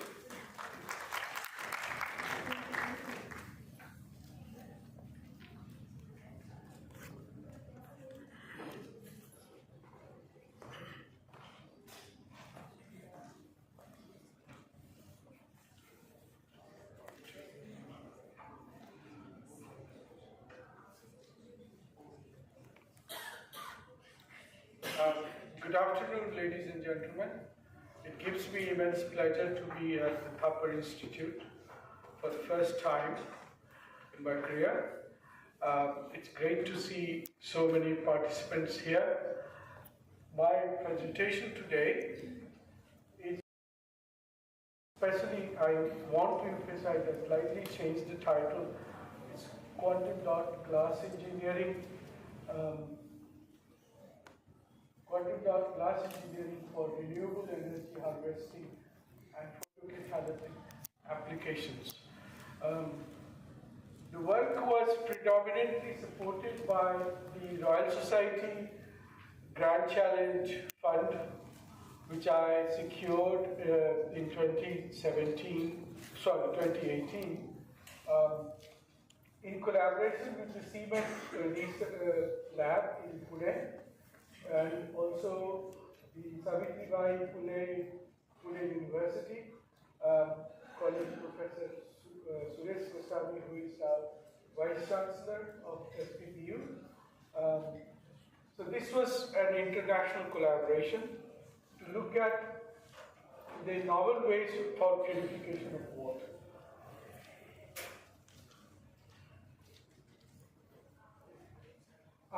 I want to particularly emphasize this point to all of you, more specifically to the younger population, younger audience, burgeoning scientists and engineers, that we have sustainable development goals, and there are 17 sustainable development goals defined by the United Nations. And out of those 17, water is very important because it controls human and animal and environmental health. Impure water creates lots of health-related issues, and I want to show you here. This is a news link published during COVID time, and it said that 1.3 million species, not 1.3 million subhuman, submammalian creatures, species, will perish by 2035. Now, 1.3 million have, out of 1.3 million, each species has several billion population. So if you think about bees, if they're going to be extinct, we will have famine, drought, we will have food shortage worldwide, okay? Because bees are very important pollinators. So think about if we have 1.3 million human beings perishing in famine, right? It's a horrifying experience. So I want you to be aware of what impure water can cause, and here are some horrible statistics. 2,195 children of less than age 6 die every day worldwide. Okay? 801,000 children die per year from diarrhea and dysentery. And this is the statistics from Center for Disease Control and Prevention in US, right? This is not a fake news, okay? So, just from cholera in 2017 in Yemen, over 1 million people suffered and 2,261 people died, just due to cholera epidemic because there was a water shortage, etc. So this is a very serious picture. So water is very important. So why there is a problem for water? This map will explain you. First, let's look at the global map. Majority of the countries, tropical and subtropical countries, 66 to 67% of world population lives there, where we have abundant rain and abundance of sunlight. And yet, we have the poorest water management, and that's one of the regions we are facing this problem. If you then look at the atmospheric physics of solar radiation, so this is wavelength of light, and that's the spectral power density per nanometer of solar radiation at the atmospheric level, the yellow curve, the top line you see, and the red curve is at the terrestrial level. So you can see solar radiation is available from ultraviolet to infrared. Okay, these dips here you see are due to the several gases. Some of them are greenhouse gases, and I'm not sure whether you know, water is the strongest greenhouse gas, but it doesn't cause greenhouse effect because of precipitation, right? It brings down also other greenhouse gases during rain, like CO2 has partial solubility in water, ammonia has partial solubility in water, sulfur dioxide has partial solubility in water. So these things come down during rainfall if they have been emitted from vehicles, etc., industrial processes. They continuously recycle. So these impurities eventually settle down in the soil. So that's quite important, that although we have tremendous amount of natural resources, rain and sunlight, and yet we have scarcity of water globally. Again, I'm repeating some of the previous slides, but I want to emphasize this is the radiation map, solar radiation map from NREL in Colorado, and shows you how the solar radiation map is changing across India in the peak of summer. Okay, so hottest regions are the red areas where solar radiation is between 5 and 5.6 kilowatt hour per meter square, whereas in the mountains you can see how it quickly drops. The other important point I want to make, this is the absorption spectrum, electromagnetic absorption spectrum of water from very short wavelength, deep UV, going to radio waves. Okay? So you can see in ultraviolet region, water is strongly absorbing because of the electronic structure of water and the molecular structure. In the visible region, water has the highest transparency, and this is the region we see the true color of water, which is blue-green. And then as we move towards longer wavelength, the absorption increases very strongly in infrared, in terahertz and microwave. That's one of the reasons we use microwave for heating food. So you can see very strong region which overlaps beautifully with the solar radiation band. So question in front of us in Leeds and Cement Lab in Pune was, can we use this light to heat water, boil water, purify water? Okay? So challenges. Can we develop an optoelectronic function for energy harvesting using quantum dots? And I'll talk about it. Quantum dots and quantum dots in glass. Develop manufacturing approach. If we make it, how do we manufacture it? Because I'm an engineer. I want to design things and want to see things running on a grand scale. So that's quite important.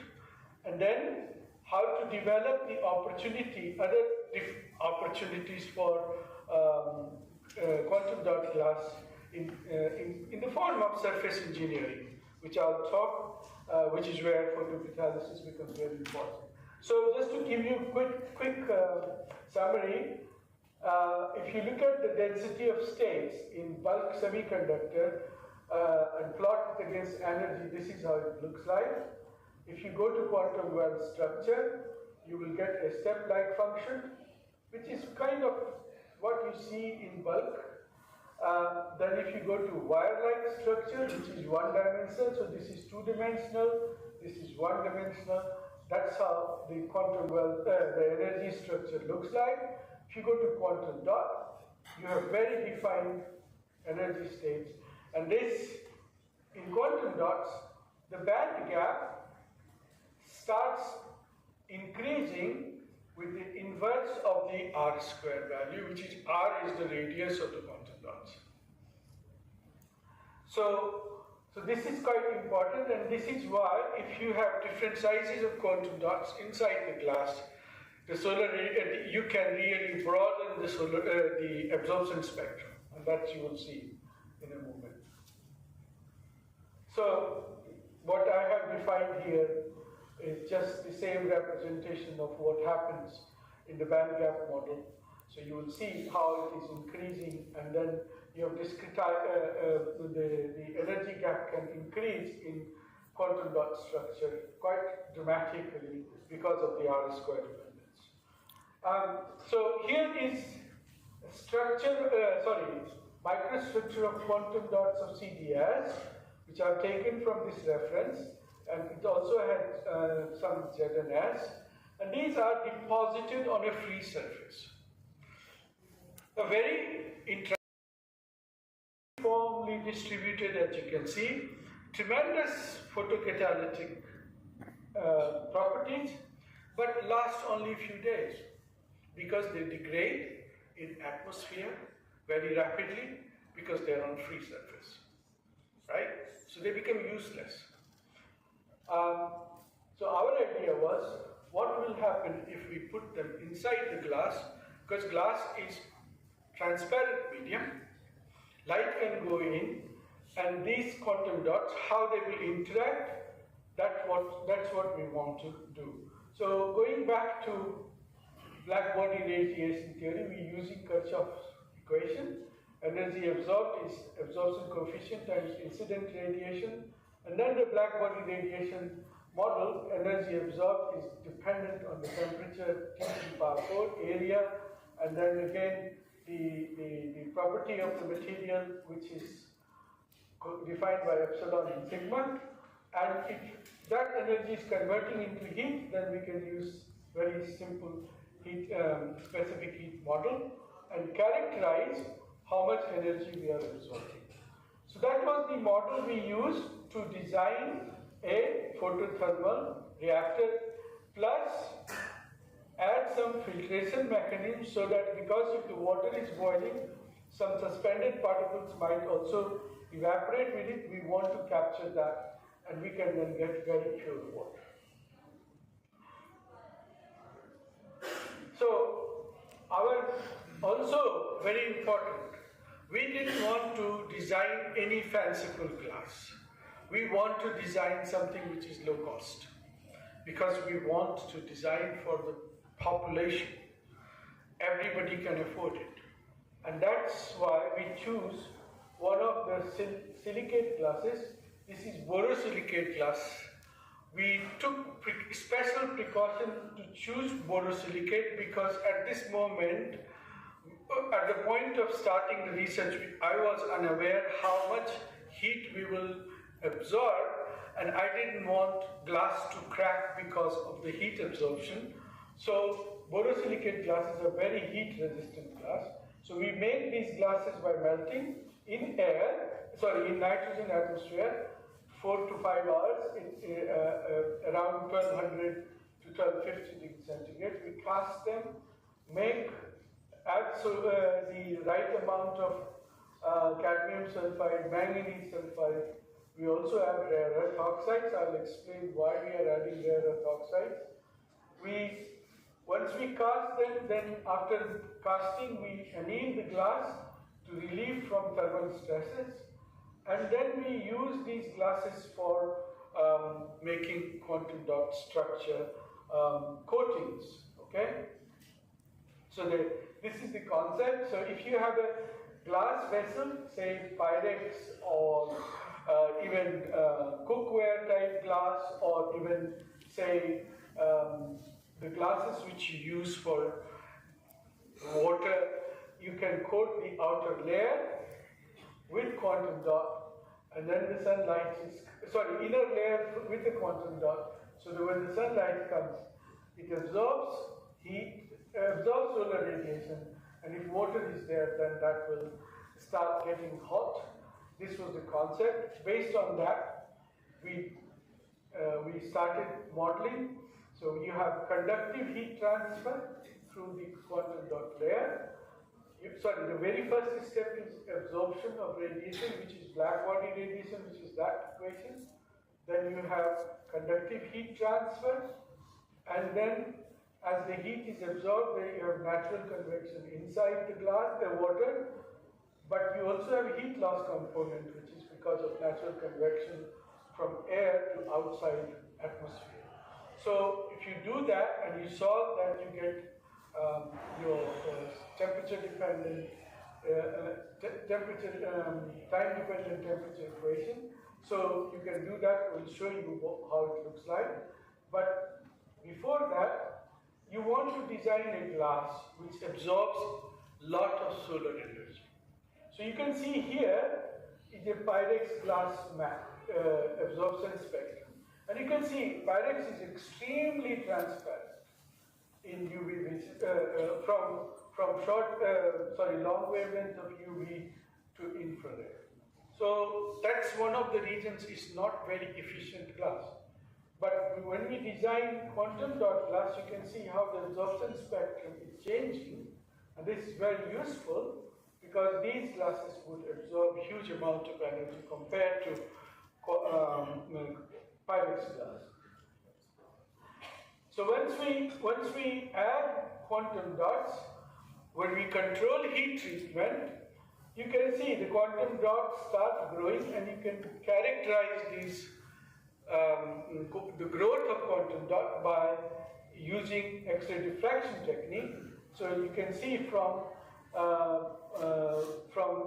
heat as cast, which is the black glass, then heat treated to 550, very little crystallization to significant crystallization at 600 degrees centigrade. And same thing is happening when you add terbium oxide. Actually, terbium oxide, one of the functions of terbium oxide or any rare earth oxide, it increases the crystallization very, very rapidly, and you have very nice distribution of crystals, which is very useful. Okay, so that's again further analysis of that. We analyze what sort of crystals are forming. We had terbium oxide crystals. We also had CDS crystals, and we characterized them thoroughly. The article we have published now, so you may be able to see it. It's in the ACS Energy Journal. We published also another article, 2019, in the Journal of Alloys and Compounds. So very well crystallized matrix, and then you use UV visible absorption spectroscopy. Why? Because when you do UV visible absorption, you see these absorption curves. So what does this absorption curve mean? This is the total energy which a quantum dot glass is going to absorb, right? Just like you do Carnot cycle, you have a PV curve, you define work done. Here, you're defining how much energy is going to be absorbed. And larger the area, the larger the amount of energy you're going to absorb. So very important. So we then start calling these curves for radiation heat capacity. That quantum dot glass has radiation heat capacity besides the standard heat capacity, which is phonon model, because quantum dots have electronic structure. So it's like metal, but not behave like metal. It's semiconductor compound contributing to enhancement in the specific heat capacity due to radiation absorption. So you have to be careful how we define radiation heat capacity. Okay? And you see different shapes. So by characterizing, we can see how the absorption area per nanometer per centimeter thickness of the glass is changing. And you can see huge increase in the absorption area in this particular glass. So we use these models to characterize quantum dot glass, and we also did lots of TEM and verified that terbium glasses have much finer structure than just CDS MNS glasses, and they were much better. So you can see the particle size distribution here. So they are very nice small particles dispersed in the matrix of the glass. And then comes made these blocks of glass, polished it, and we have lamps which simulate solar radiation spectrum. Okay? So we use these lamps and measure how much temperature is rising with time. So because these glasses are very small, heat loss is huge, right? So this cannot be totally representative because amount of heat accumulated depends on mass, right? So, but this is a good indicator how fast the temperature is. And we characterize in lots of different types of rare earth dome glass. I want to also show you, we also designed a high specific heat capacity glass, and in the same size, we could see temperature could rise up to 100 degrees centigrade very quickly. So again, emphasizing the role of the model, we did that, and then we start comparing the model with experiment, and you can see there is a reasonably good fit. There are some discrepancies which we are still analyzing, and these discrepancies are perhaps that we do not understand the radiation heat capacity part, or maybe the phonon component of the heat capacity part in such complex glasses. So we use this, this is the solution of all the equations. That gives us very good representation. Here, we are doing the experiment. So here is the glass, which we are doing actually in Pyrex. These are the solar simulating lamps. And when we do that, we see, oops, I don't think my video is working. That is the experiment, and here, this shows the water is boiling, so I can't show you the video because it's not running here, unfortunately. But you can see, this is a 30 centimeter long tube.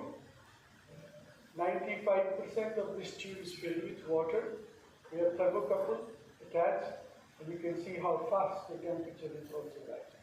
So now you see, what I'm trying to say, this gives us a feeling how we can design heat exchangers. Very simple. And that means if we have a good solar collection system, we could be able to design that. And this is where Savitribai Phule University became very important for us. Now this is the solar collector farm of Savitribai Phule University outside Pune. And this farm, I quickly want to say this because time might be running out for me, produces 150 to 275 kilowatt hour of energy every day and serves 5,000 villages. The energy is transmitted through the cable. There is a local network and they benefit from it. And it also produces huge amount of steam, which is stored for generating energy at night time. And they also have a biogas chamber for steam generation. So this was very important. We also looked at, sorry,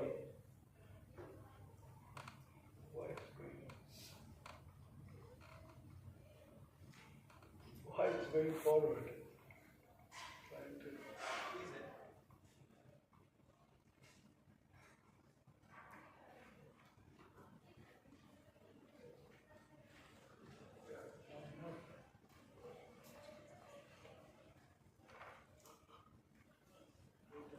Yeah, just can you put it projection mode, please?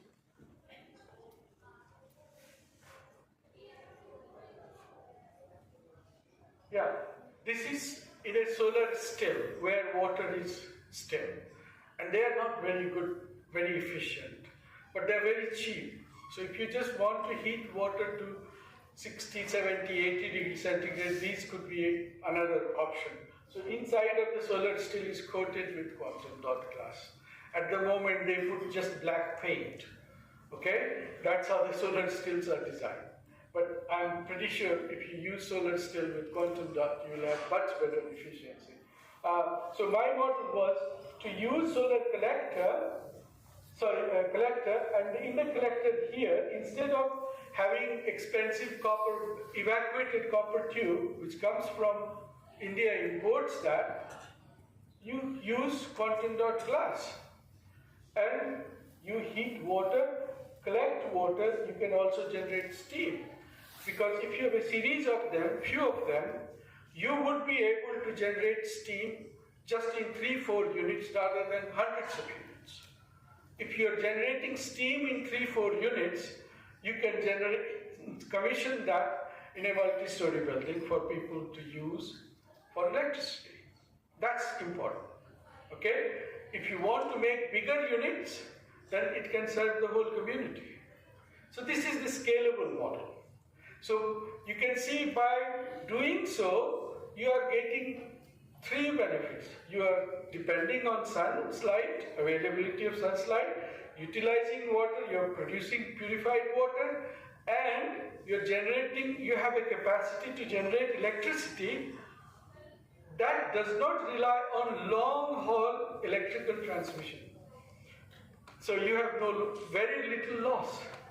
So these are very fundamental benefits for sustainable development we have to think about.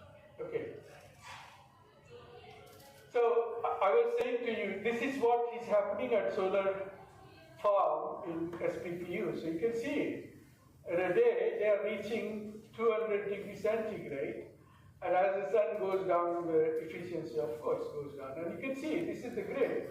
Sorry, this is the organic Rankine cycle, and this is the grid. They weather station and power exports, so they do that. So it's a very nice model. Okay, quickly, I want to also emphasize, because there was plenary talk about polymers. Polymers degrade very, very rapidly in water. Okay? Because you can see here why I say so. You have different types of polymers and their absorption spectrum is very different, very complex. So depending on what sort of polymer is floating on the surface of the seawater, which is chlorinated, which has got chlorine in it because you've got chloride ions, the degradation will take place. Now you think, there was a toxicological study that every human being has ingested polymer in the body. And that could be potentially the reason of number of cancer cases which is increasing in the world, which is frightening. Now you think, what sort of polymer particles we're talking about? They may be degrading to very, very, very small particles. And if they are on a quantum scale, they would also contribute to the absorption of seawater. Okay? That means you have a much intense evaporation from the sea surface, which may be the responsible for intense storms we see these days. Nobody has thoroughly understood seawater pollution. Nobody has understood thoroughly the Antarctic glaciers and Arctic glaciers, where you have what sort of pollution we have.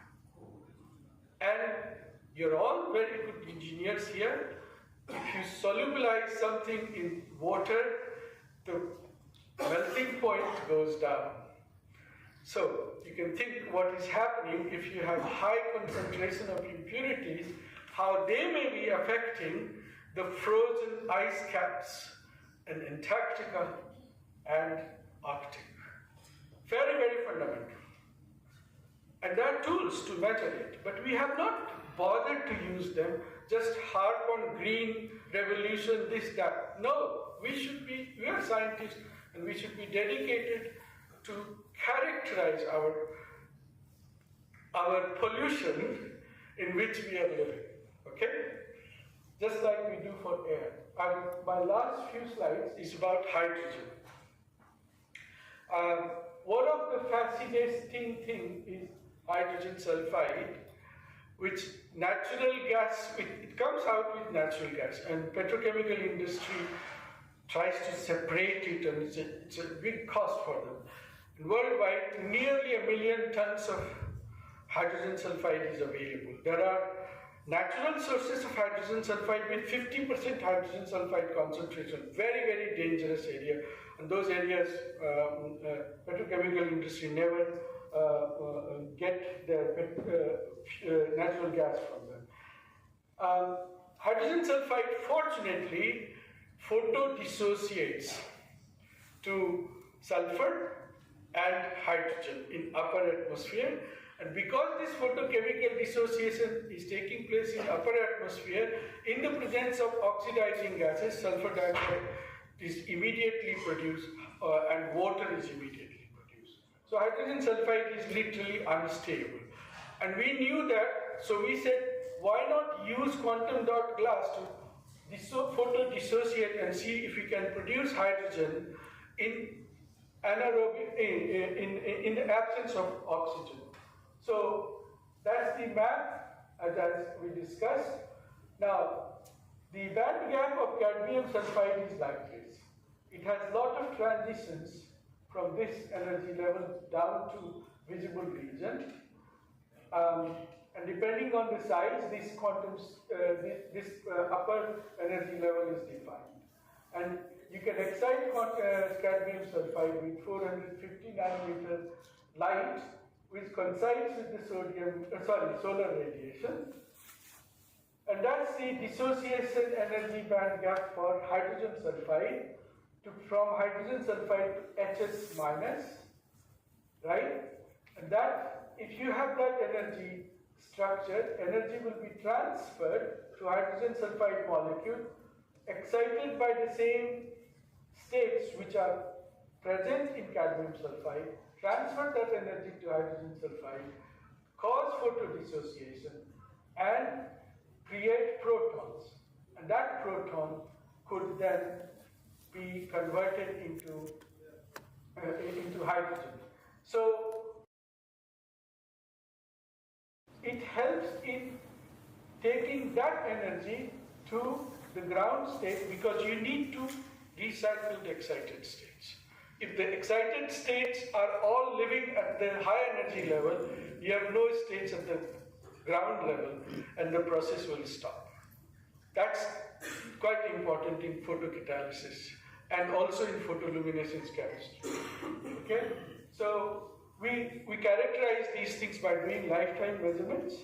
So very quickly you see the light photons coming out, and the lifetime becomes longer and longer as the heat treatment increases. Means if the longer lived the light, sorry, it's going forward now again. The longer the lifetime of the excited state, the more the efficiency of dissociation. Okay? So we designed this system here. This is the photoreactor where we have quantum dot glass particles.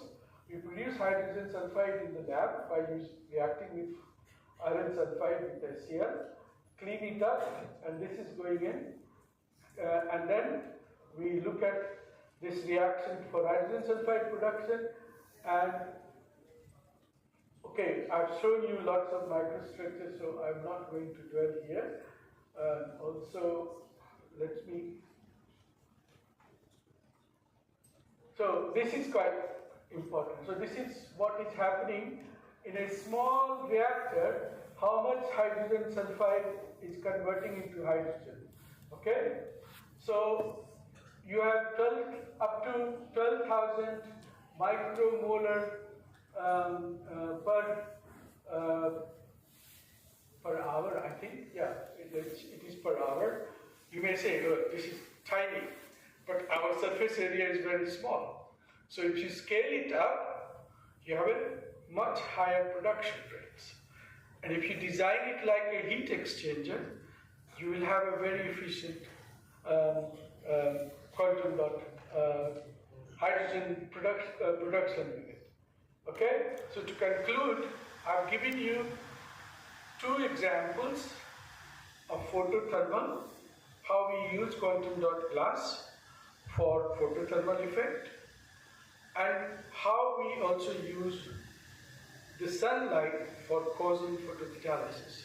So that experiment you saw on photocatalysis was done in Pune in a small wash bottle on a rooftop, okay, during the month of July, which is the beginning of the rainy season. And we repeated the data for 4 or 5 days. We did not see any deterioration of the quantum dots. So we are very confident this kind of technology, this kind of engineering approach can turn into very good technology. And with that, I thank you all for your attention to my talk. Thank you.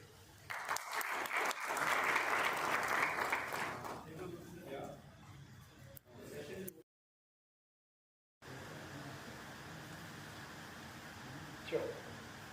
Sir, what is the economic impact of Q-dot glass liners, Q-dot glass line solar concentrators over the conventional one? Was I audible? Yeah. Save money. Yes, save money, but how much? What is the? You import copper tubes, evacuated copper tubes from China predominantly. And they are over-subsidized by the Chinese government. But you don't pay import duty, right? You make here in Thapar or in Patiala, you can make it in Pune, where the glass industry or even glass blowers are there. This is not expensive technology. If you have a glass blower, that glass blower can put a tube on a lathe. You can coat inside by spray technique, turn the whole lathe, you move the flame, and you can have a coated glass tube. Okay? Now, that is not a very expensive technology in my mind. The expensive part is the solar collector part. But there are very, very clever designs coming up. We know some people who can reduce the cost of solar collectors by 65%. Okay? So you could have much higher solar collection as well as low cost tubes. That's all you require. And sir, one more question. Is there any degradation for Q-dot glasses? This is where my background knowledge in glass is very important. We know about quantum dot glasses from churches. Okay, you see these beautiful glass murals. They're basically quantum dot glass, right? And they survive how many years? We don't see any degradation in the colors, except here we have temperature effect. So your question is totally valid. That is the unknown we don't know. So that's our next step. But if we have good heat transfer, we could definitely manage. As you know, any catalysis reaction, any photothermal effect, photothermal particularly with water, we don't know what is going into glass, but I think the coated layer will always prevent the ingress of the moisture. In photocatalysis, we are confident. By the way, we are producing sulfur there. We're not producing any sulfur dioxide. So we have elemental sulfur. I forgot to mention that, apologies.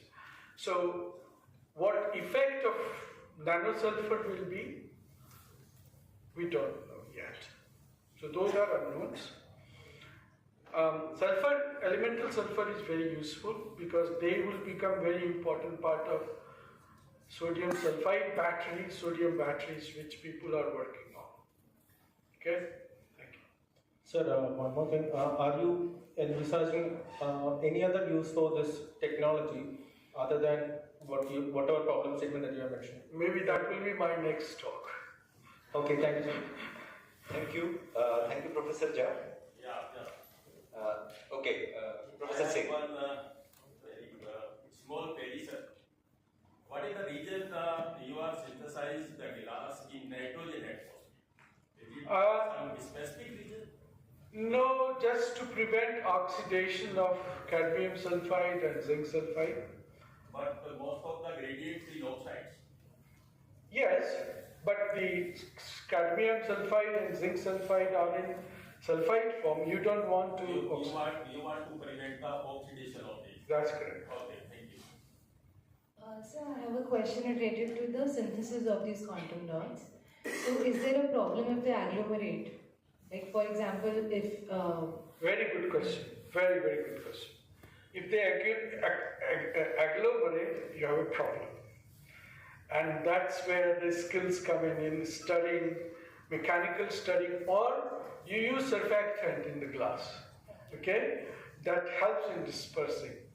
Just like in nanoparticles. That's correct. That's correct. Very, very important question. Thank you. Probably we can keep rest of the questions for the lunch break because we are running 1 hour late. So please excuse us. We will not be able to take more questions at this point in time. Thank you. Thank you. Professor Jha, please.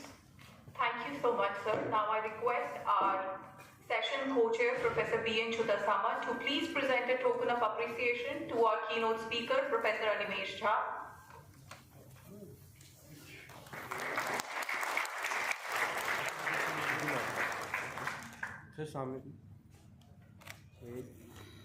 Thank you.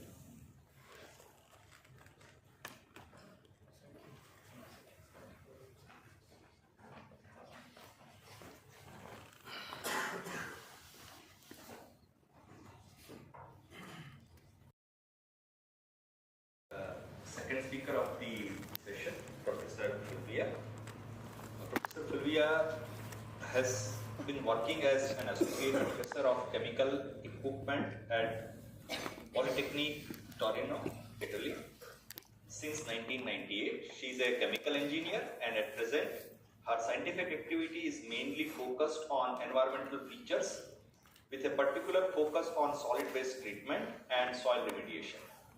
Her expertise on environmental topics supports local authorities and municipalities involved in waste treatment projects during the authorization process. She is involved in international cooperation both for scientific research and for higher educational programs with India, Uzbekistan, Kazakhstan, Azerbaijan, Vietnam, and North Macedonia in the frame of European Union programs. Currently, she is an adjunct professor at Vellore Institute of Technology in School of Civil Engineering.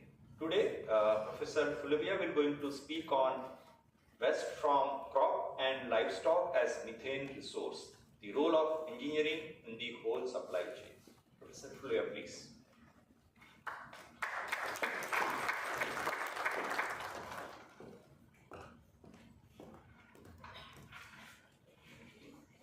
Ma'am, you have 30 minutes. Good morning to everybody, and first I would like to give a huge thanks to Thapar Institute and the organizer of this conference to have given me this opportunity to be here and to give this key lecture. The topic that I have chosen is linked to Punjab activities, not just this, but a huge part of economy of Punjab is based on agriculture. And agriculture, exactly as any industrial activity, has of course products. It is like we can see it as a supply chain with production, but also with waste generation, pollution generation in general. So I have said, I have sought to focus the attention on this question, wastes from crops, especially rice stocks and livestock. In general terms, to produce methane. Then we will see how this methane can be exploited. And essentially, I would like that this presentation, this lecture, is useful to young students, to young generation, to see, to check the role of engineering in each part of this supply chain, even if in some parts these parts are, how can I say, familiar. We don't see exactly that some issues, some features can be better detailed, studied with engineering approach. This is the 17, these are the 17 logos of SDG, the Sustainable Development Goals. Very often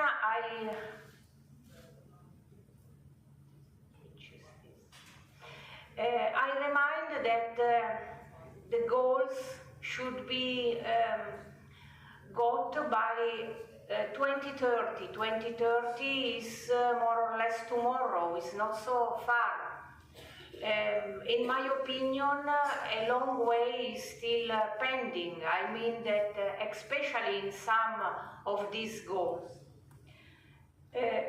In terms of our topic, the topic of today, of course, we can say that there is it is linked to clean energy, it is linked to the industrial issue, since it is linked to, it must be seen in this way. Also, consumption, since when we use, for example, agricultural products, we use a product, we consume something. This is linked also to climate change, and we will see in which way. So, in general terms, we can say that there is a problem. The problem is the growth of energy consumption, since this is true everywhere, all over the world. And this is usually supported by fossil fuels, in India exactly as in Europe or in other countries. This means that we have huge amounts of greenhouse gas emission, and this is well known that is responsible for climate change. Climate changes are linked to natural disasters everywhere, also recently.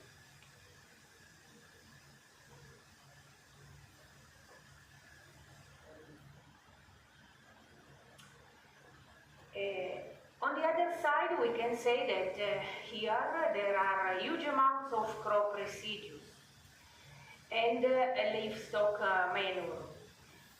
So these residual parts, in general terms, must be treated, can be treated in a sustainable way in order to avoid greenhouse gas emissions. So this is a well-known technology.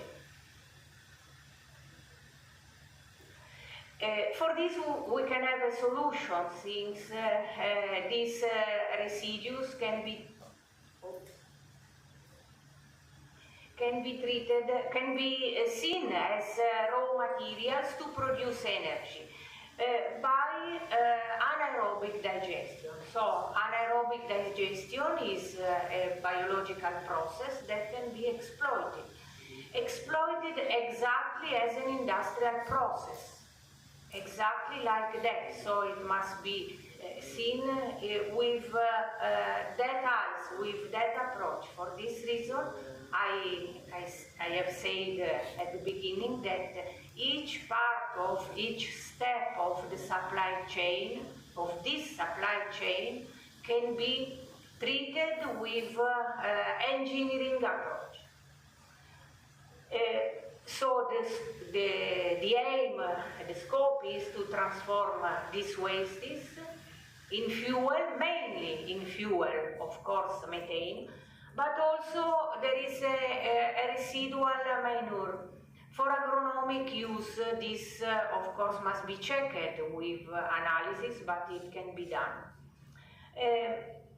If we don't exploit these residues, of course, they are discharged, partially discharged in the environment, and this is not a good idea. I mean that the discharge into, the free discharge into the environment gives origin to pollution, to soil, to air, but especially to water, groundwater, of course, after soil. Under, at a given point, there are the groundwater. I have collected some data on Indian scenario and targets. More or less, the Indian production of agricultural waste is 500 million metric tons. One part of these are burnt in plains, and they are responsible, the fires are responsible of air pollution. You know very well this situation. In November 2023, in India, 180 gigawatt power came from renewable sources, but just 10 gigawatt from biomass. Mainly, the other part is mainly from solar, as we have seen from previous speaker. For this year, the target, the national target, is 15 million metric tons of compressed biogas. We will see later that compressed biogas has a specific standard, is given by Indian standard. In addition, 50 million metric tons of biomanure that can be used for agronomic scope. By 2030, 500 gigawatt from renewable resources, but also in that case the main part will derive from solar. And by 2070, net zero emissions. This is the target that India has given for the country. In terms of Punjabi scenario, you know that 55% of the Indian rice comes from Punjab and 22% of the Indian wheat, so a huge amount of main products, rice and wheat, but also a huge amount of residues.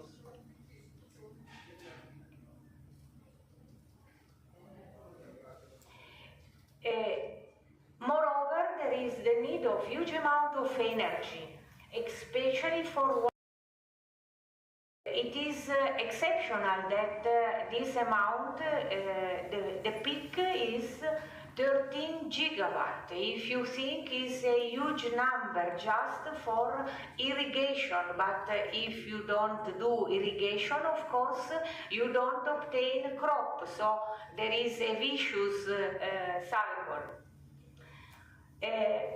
Moreover, we have said that we have a production of dung.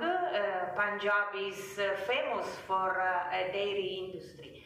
62-65 million tons per year, so another huge amount. And the energy production at the moment is about 12 gigawatt.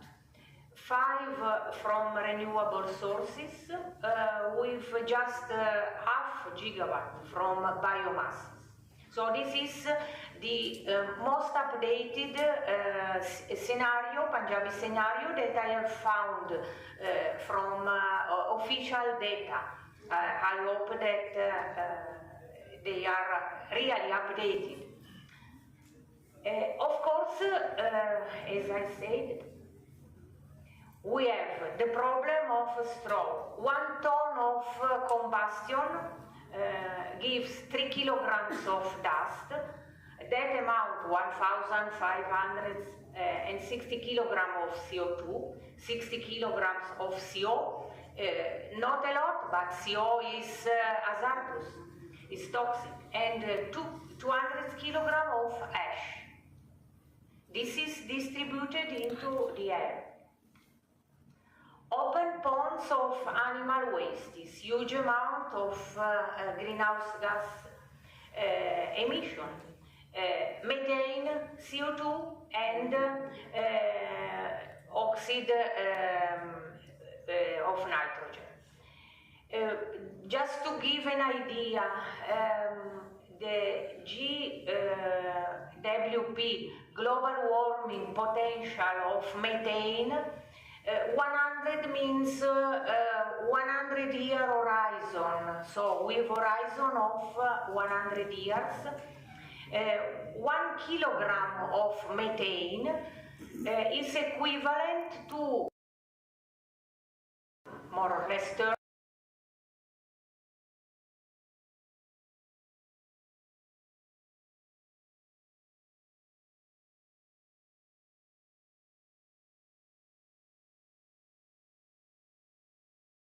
in terms of greenhouse gas effect to about 30 kilograms of CO2.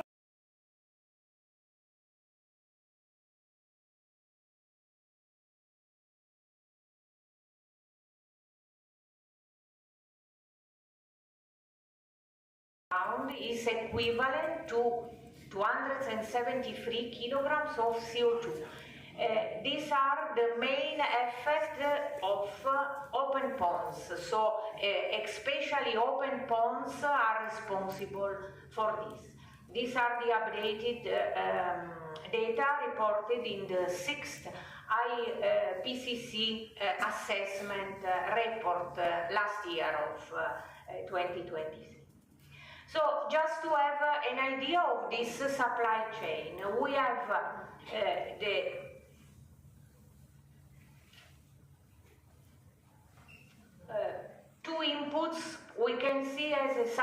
as a common industrial process. It is a particular industrial process, but it is. So we have two inputs. We have, of course, the core of the process. The main scope is production of energy, and at the same time the treatment of these inputs, since these inputs are wastes. These inputs are pollution, otherwise they are pollution. You see that transport and pre-treatments are required.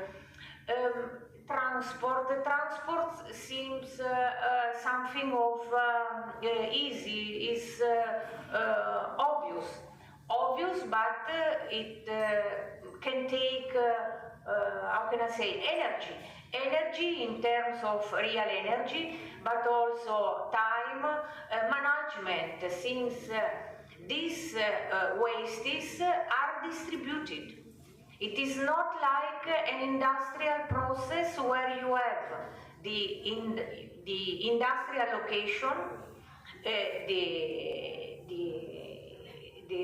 the site where you have input, the raw material arrives all together.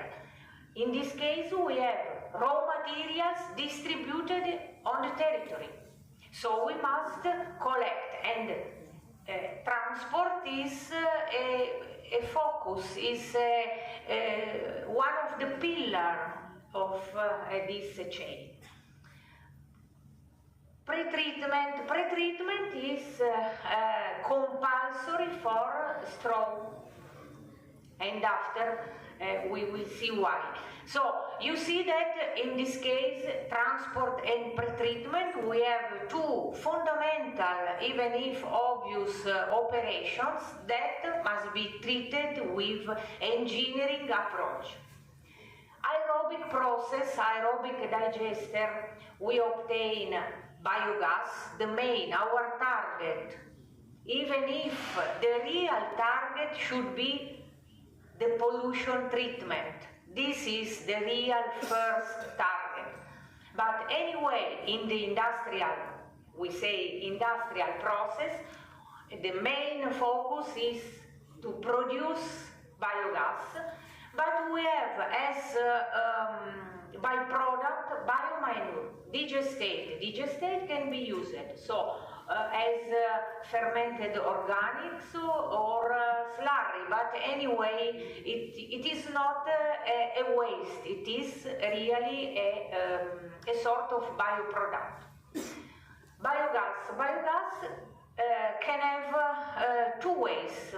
We can use directly to produce energy, or we can purify to produce methane at high content of methane, so what we call compressed biogas, that is mainly composed with methane. And of course, when we have compressed methane, we can use for domestic use, for industry, for the other uses that you choose.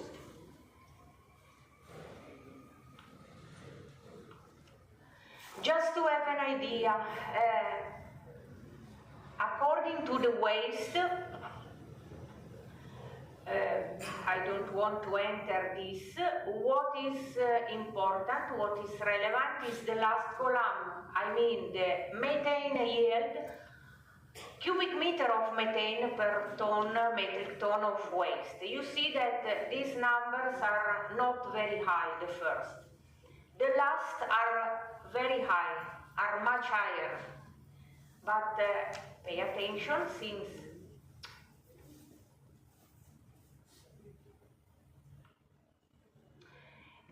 these last wastes, the two last wastes needs pre-treatment. This rice straw and wheat straw, but especially rice straw, needs pre-treatment. Why this? Otherwise, in the anaerobic process, the straw is not used by the microorganism. Moreover, rice has a huge amount of rice straw contains silicon and potassium, and this must be considered in the process. But anyway, the amount after pre-treatment, the amount is very high. I suppose that more or less everybody inside this room knows how the biogas is composed. When we have anaerobic digestion, we have always minimum 60% of methane by volume. More or less the other part is carbon dioxide with traces with residual amounts of oxygen, nitrogen. Water is comes not from the process but from moisture, and of course pollutants, hydrogen sulfide, ammonia, dust, moisture, siloxanes. So it is true that it is explosive, but we use for energy. So let's follow the first way, direct use of biogas. Direct use, I mean energy production. We have seen that 1 cubic meter of biogas contains at least 60% of methane. So if we burn in a internal combustion engine, we can obtain more or less this amount of electrical energy, 2.4 kilowatt hour, plus, if required, this amount of thermal energy. Electrical energy produced in this way is green energy. In the European Union, this energy is paid more than the energy produced by oil, since it is green energy. Thermal energy, in this case, is produced if it is used. Sometimes it is not useful, so it is not recovered, it is not exploited. Of course, in this case, we must keep into account that we must treat biogas before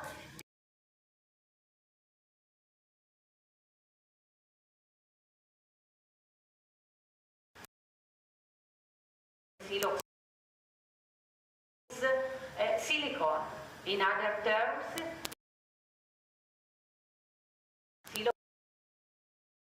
silicon dioxide. So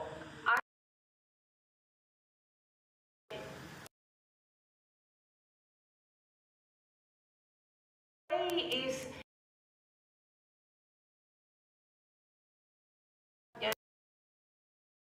exploited in the past. I must say that in Europe, more or less after the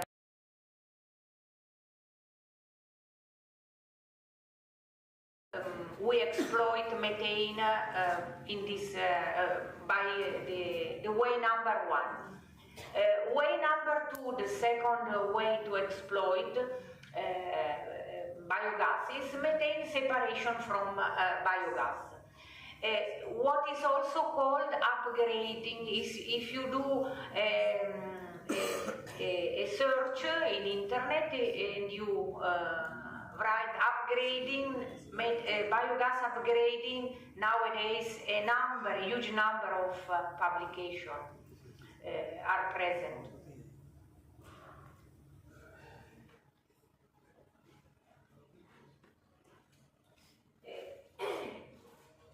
If we want to recover methane, of course we must recover and compress it in tank, so it can be distributed by tank, through tanks, or directly sent to the grid of the natural gas distribution.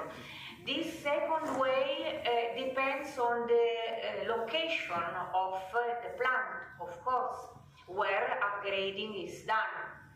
It can be that the plant is located far from the grid. If it is far, of course, it is not a good idea to compress, to do the pipe, etc. The cost is excessive. So it is obvious that the level of purity influences the treatment cost. I mean that the first way, the way number one, has been used, has been exploited for 40 years at least, for a reason. The cost for treatment is not very high. The line 2, the way number 2, is more expensive, is newer and more expensive. So step by step the cost is decreased, but in some cases is still high.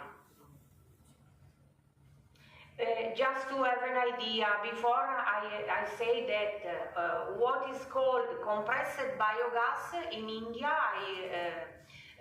I have found this standardization. It is the Indian standard specification.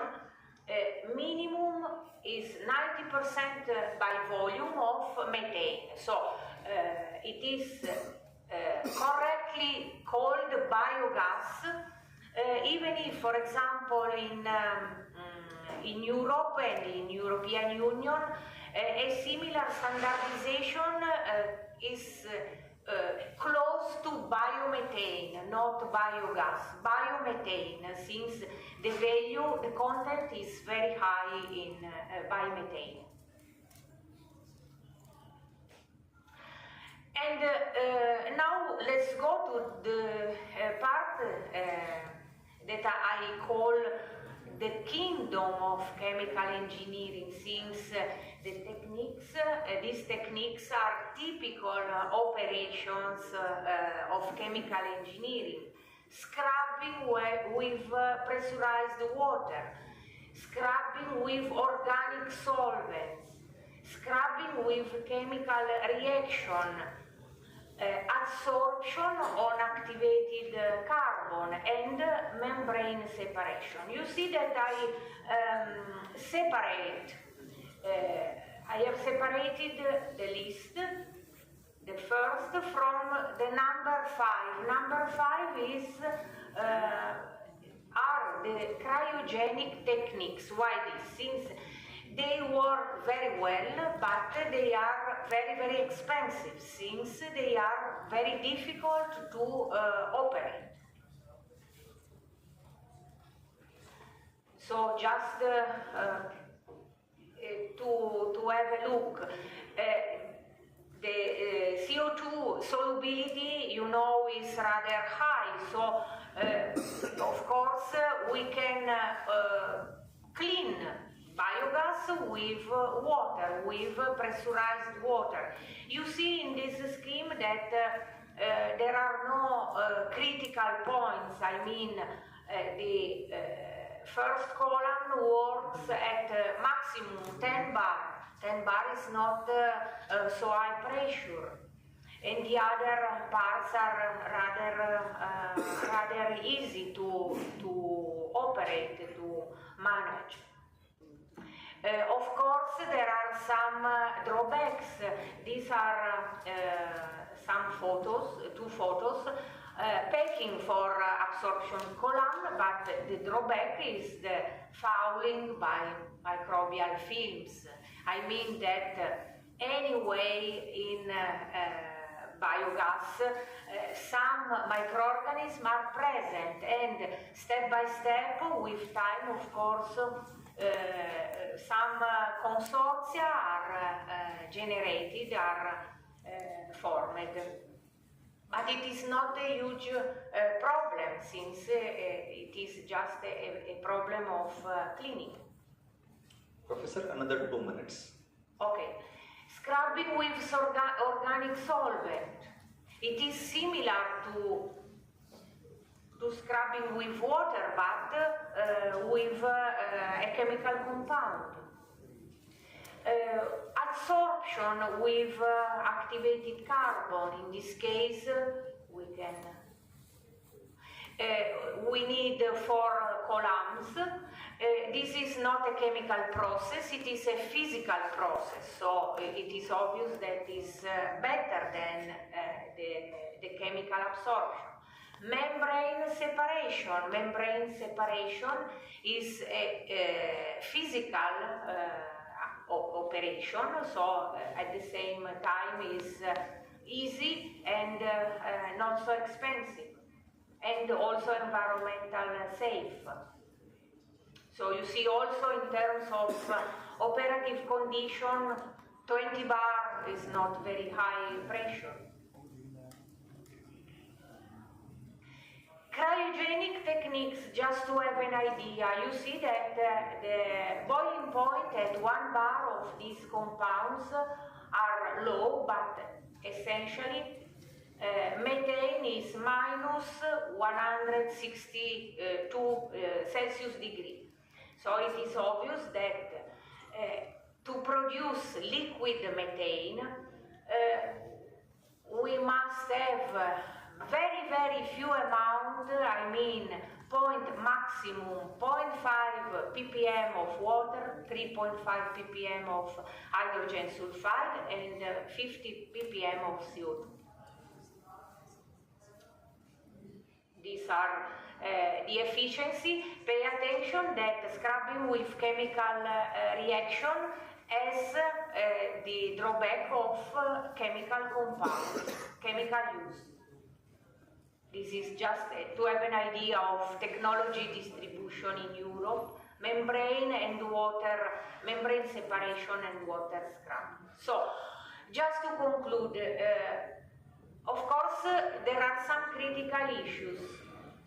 Transport and storage. So the the expert of logistics must work hardly to manage in an efficient way the point. Waste pretreatment, as I said, especially rice straw, since otherwise this waste is not degraded. Distribution of biogas. Of course, this is a question of organization. Of course, there are positive issues. Social issues, new jobs.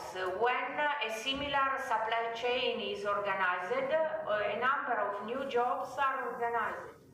Reduction of residue in the environment and reduction of greenhouse gas emission. So, some final comments. It is all obvious that the engineering is very important in this supply chain, not just in some parts, for transport, management of crop, for pretreatment of these wastes, plant design, control, monitoring, energy production and distribution. This is field for energy engineering. Assessment of the environmental impact. This means that expertise of different fields are compulsory, are not optional, are compulsory. And the last example, but you can transfer this sort of methodology to other supply chain, and you will see that you will find different but similar operations, similar, how can I say, facing for treat the problem, for study the problem. Since we have, and especially young people have challenges in this new millennium, so of course a huge effort must be done. Thank you. Thank you, Professor Pulavia. We have time for one quick question. Please go ahead, sir. Often we project data regarding the total amount of rice that is being generated.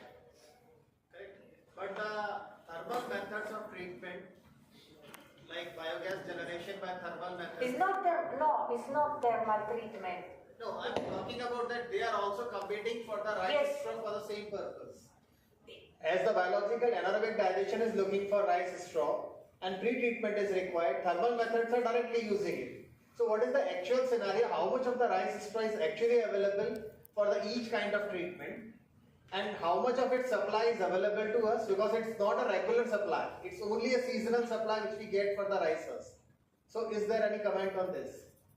No, I have not understood exactly. Yeah, my question is, we have rice straws limited supply, and thermal methods are also competing for the rice straw parallel to the biological methods.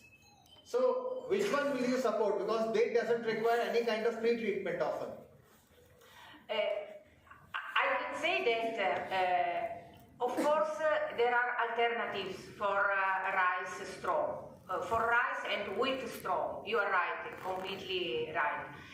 Of course, if in a given, especially in a territory like Punjab, you have a huge distribution, there is a dissemination of small producer, I imagine. So, of course, you must evaluate the cost. If you have the plant mainly available for dung, since you don't need treatment if you use anaerobic process for dung, since you use directly. Of course, you can use that plant also for straw. But you are right, there are other thermal systems. Thermal systems in general, not just direct combustion, also production of biochar, etc. Anyway, have different problems. You can transfer this approach, this method to those supply chain, and you will see that anyway there are problems for transport of the raw material, maybe pretreatment, since a bit of pretreatment must be done, cost of the treatment as the central core, then distribution of energy. But before, if you produce not biogas but syngas and or biochar, tar, etc., you must treat these outputs. Which is the cost of the treatment of this output? First. Second, think always to the easiness of the techniques. For example, in this case, cryogenic techniques work, but are difficult to manage.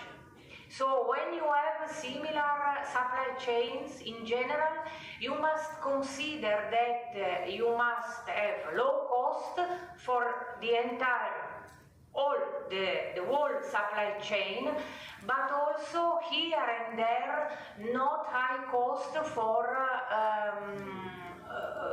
work power. I mean that it is better to have easy operations in terms also of workers, to avoid problems, to avoid many, for example, particular monitoring. In cryogenic techniques, for example, you need especially detailed monitoring, since you arrive to ppm, 0.5 ppm. This is, for example, in terms of biogas, the reason that the way number 1 was exploited since 40 years. Thank you. But you are right, there are other, I didn't want to say that there is just this way. I hope that it was clear. Thank you, Professor. Thank you. You can continue your discussion during the lunch break. Yes. Thank you. Please join me in thanking Professor.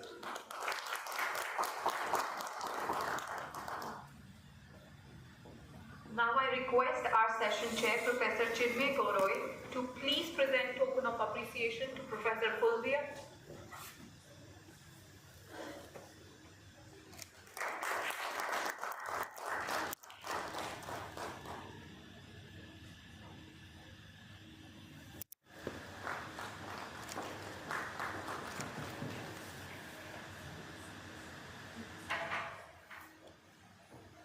now we have third speaker of this, Professor S. Bedi from University of Waterloo. Professor Sanjeev Bedi is a highly accomplished professor in the Department of Mechanical and Electronics Engineering at the University of Waterloo. He has extensive educational background, including a doctorate in engineering from the University of Victoria in 1987, a master's degree in mechanical engineering from the University of British Columbia in 1984, and a bachelor's degree in mechanical engineering from the Indian Institute of Technology in 1980. Professor Bedi is founding faculty member of the Mechatronics Engineering Program.